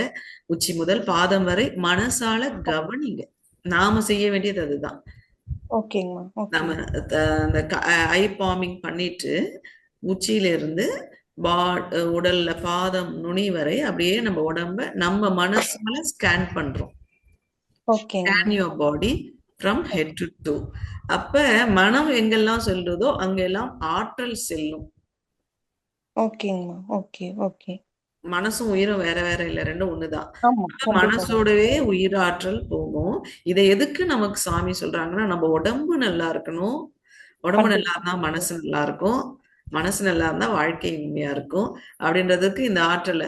அப்ப ஆற்றல் எப்படி இருக்கு, என்ன வடிவத்துல இருக்கு, ஹெவியா இருக்கா, லைட்டா இருக்கா, நிறைய ரிசீவ் பண்ணுமா இல்லையா, அதை பத்தி எல்லாம் பாதர் பண்ண தேவையில்லை. ஓகேங்கம்மா. ஓகேங்கம்மா. அதோட வேலையை அது செஞ்சுக்கும். நம்மளுடைய வேலை உச்சி முதல் பாதங்கள் வரை அந்த மனதால் உடல் முழுவதும் அப்படியே நம்ம அப்படியே கவனிச்சுட்டே வர்றது.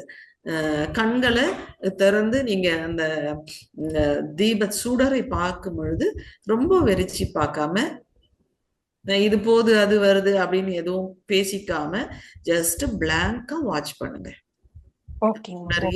அந்த மொட்டு போல வச்சுட்டு அதையே கவனிங்க. மத்த எல்லா வேலைகளும் அது செய்யும்.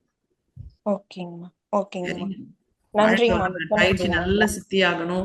இன்னும் மென்மேல நீங்க மனவளக்கலை பயிற்சிகளுக்குள்ள போயிட்டு அருட்தொண்டு ஆற்ற வரணும். வாழ்க வளமுடன். மிக்க நன்றிங்கம்மா, உங்களோட ஆசீர்வாதம். மிக்க நன்றிங்கம்மா. வாழ்க வளமுடன். வாழ்க வளமுடன். வாழ்க வளமுடன்.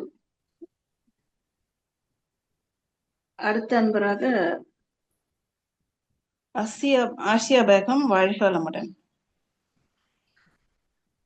அம்மா நீங்க பேசலாம், உங்களுக்கு அட்மிட் கொடுத்துருக்கோம். ஆமா, வாழ்க வளமுடன். கேக்குதுங்களாமா? கேக்குதுமா, பேசுங்க. வாழ்க வளமுடன். ஆமா, வாழ்த்துக்கள்மா. ரொம்ப தெளிவா இருந்தது உரையெல்லாம், சிந்தனை உரையெல்லாம் தெளிவா இருந்தது. ஆமா, எங்களுக்கு ஒரு டவுட்டு. நம்ம நம்ம நவக்கோள்கள் நம்ம தவம் பண்ணும்போது சூரிய குடும்பத்துல உங்களுக்கு பிரம்மமாக மாறிக்கொண்டிருக்கும் நிலை, சுத்த வெளியாக மாறிக்கொண்டிருக்கிற நிலை அப்படின்னு நம்ம சொல்றோம் இல்லைங்களா? அதுல இருந்து தானே ராகு கேது பிரிஞ்சு காந்த அலைப்பாதையை அமைச்சு சுத்த வெளியோடு லிங்க் ஆயிட்டு இருக்குது அப்படின்னு சொல்லியிருக்காரு சாமிஜி, இல்லைங்களா? அது எப்படிங்கம்மா சுத்த வெளியா மாறும்போது அது எப்படிங்கம்மா ஒரு பாதையை அமைச்சிட்டு போகுது? இப்ப ஒவ்வொரு கோள்களும் இருக்கு. சுத்த வெளியா மாறணும்னா ஒரு கோளுக்கு ஒரு கோளுக்கு இன்னொரு கோளுக்கு சென்ட்ரல்ல எல்லாம் நிறைஞ்சிருக்கிறது சுத்த வெளி தானங்க? ஆமாங்க ஆமாங்க ஆமாங்க.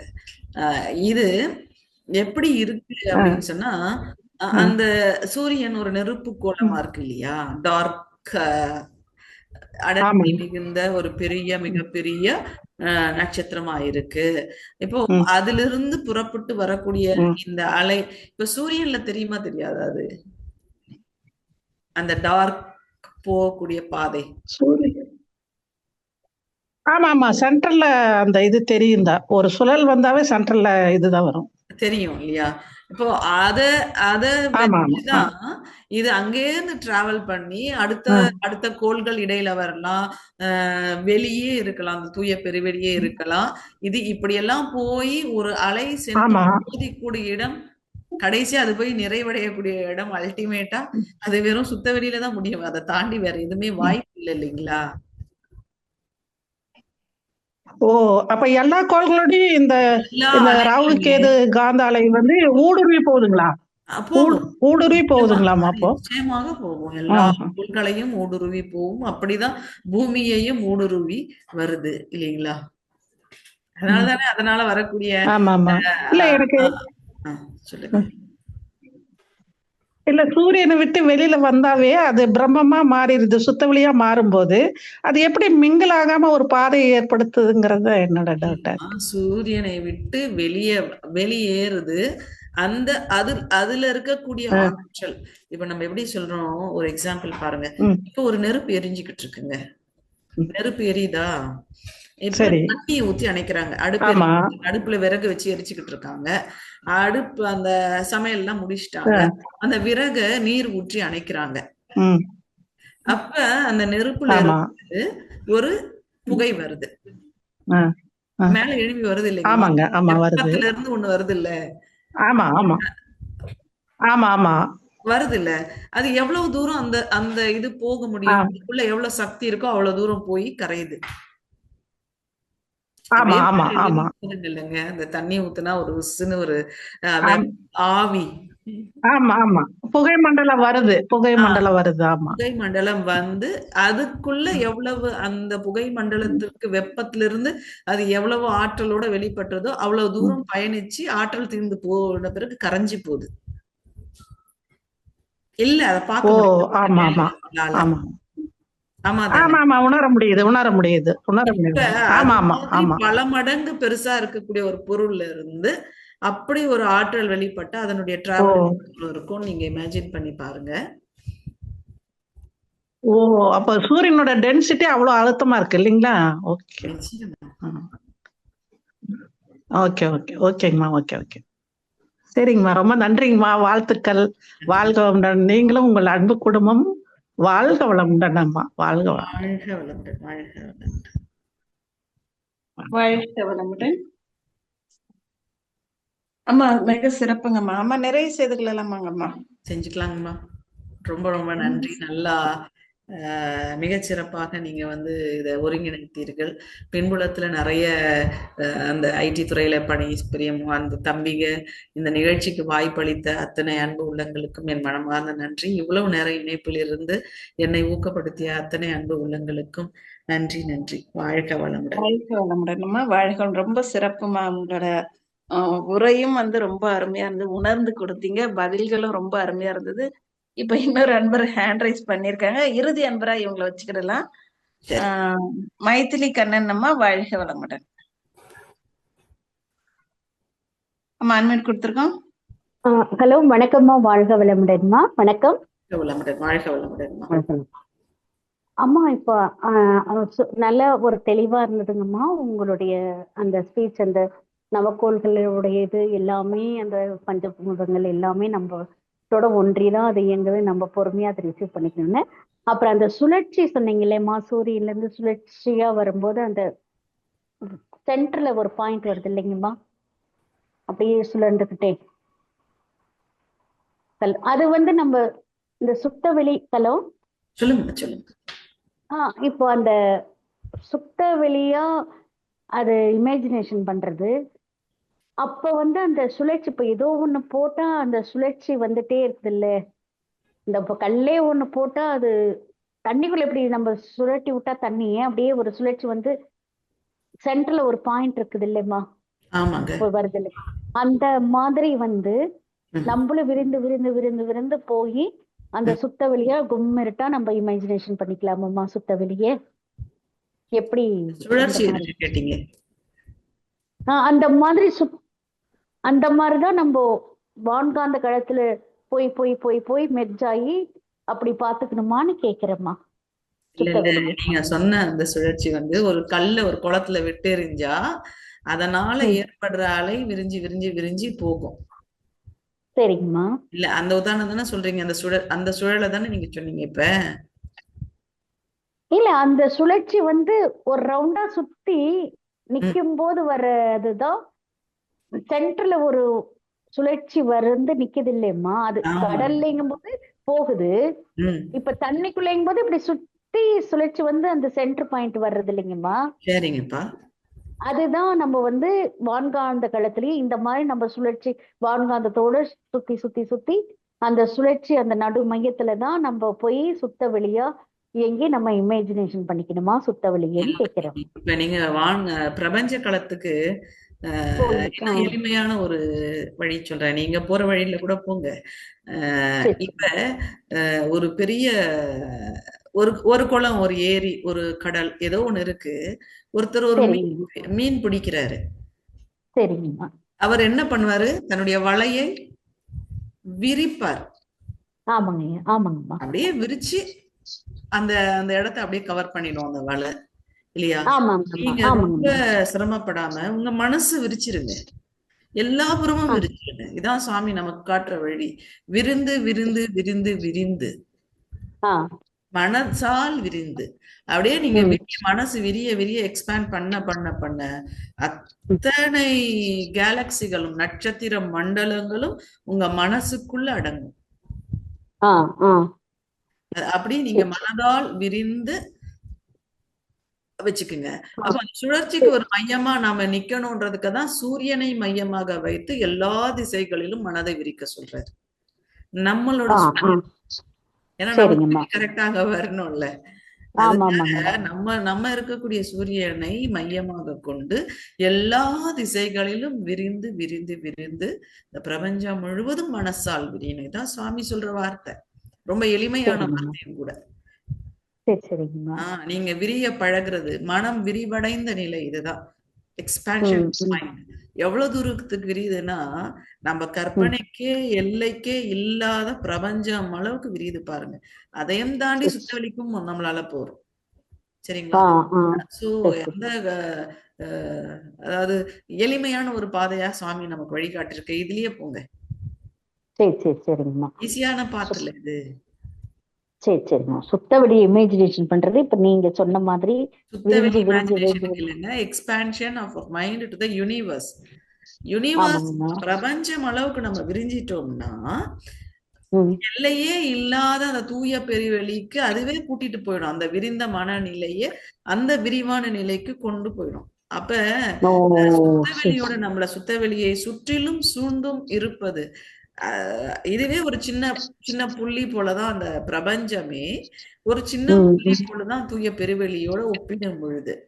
அப்ப இந்த புள்ளிய சுத்தியும் சூழ்ந்த இருக்கிறது இந்த டார்க்னஸ் தான். அதுல நம்ம கரைஞ்சிருவோம். தெளிவான விளக்கம்மா. புரியுதுமா. சரிங்கம்மா. ரொம்ப நன்றிங்கம்மா. தெளிவான விளக்கம்மா. நீங்களும் உங்கள் அன்பு குடும்பமும் வாழ்க வளமுடன்மா. தெளிவான விளக்கம்மா.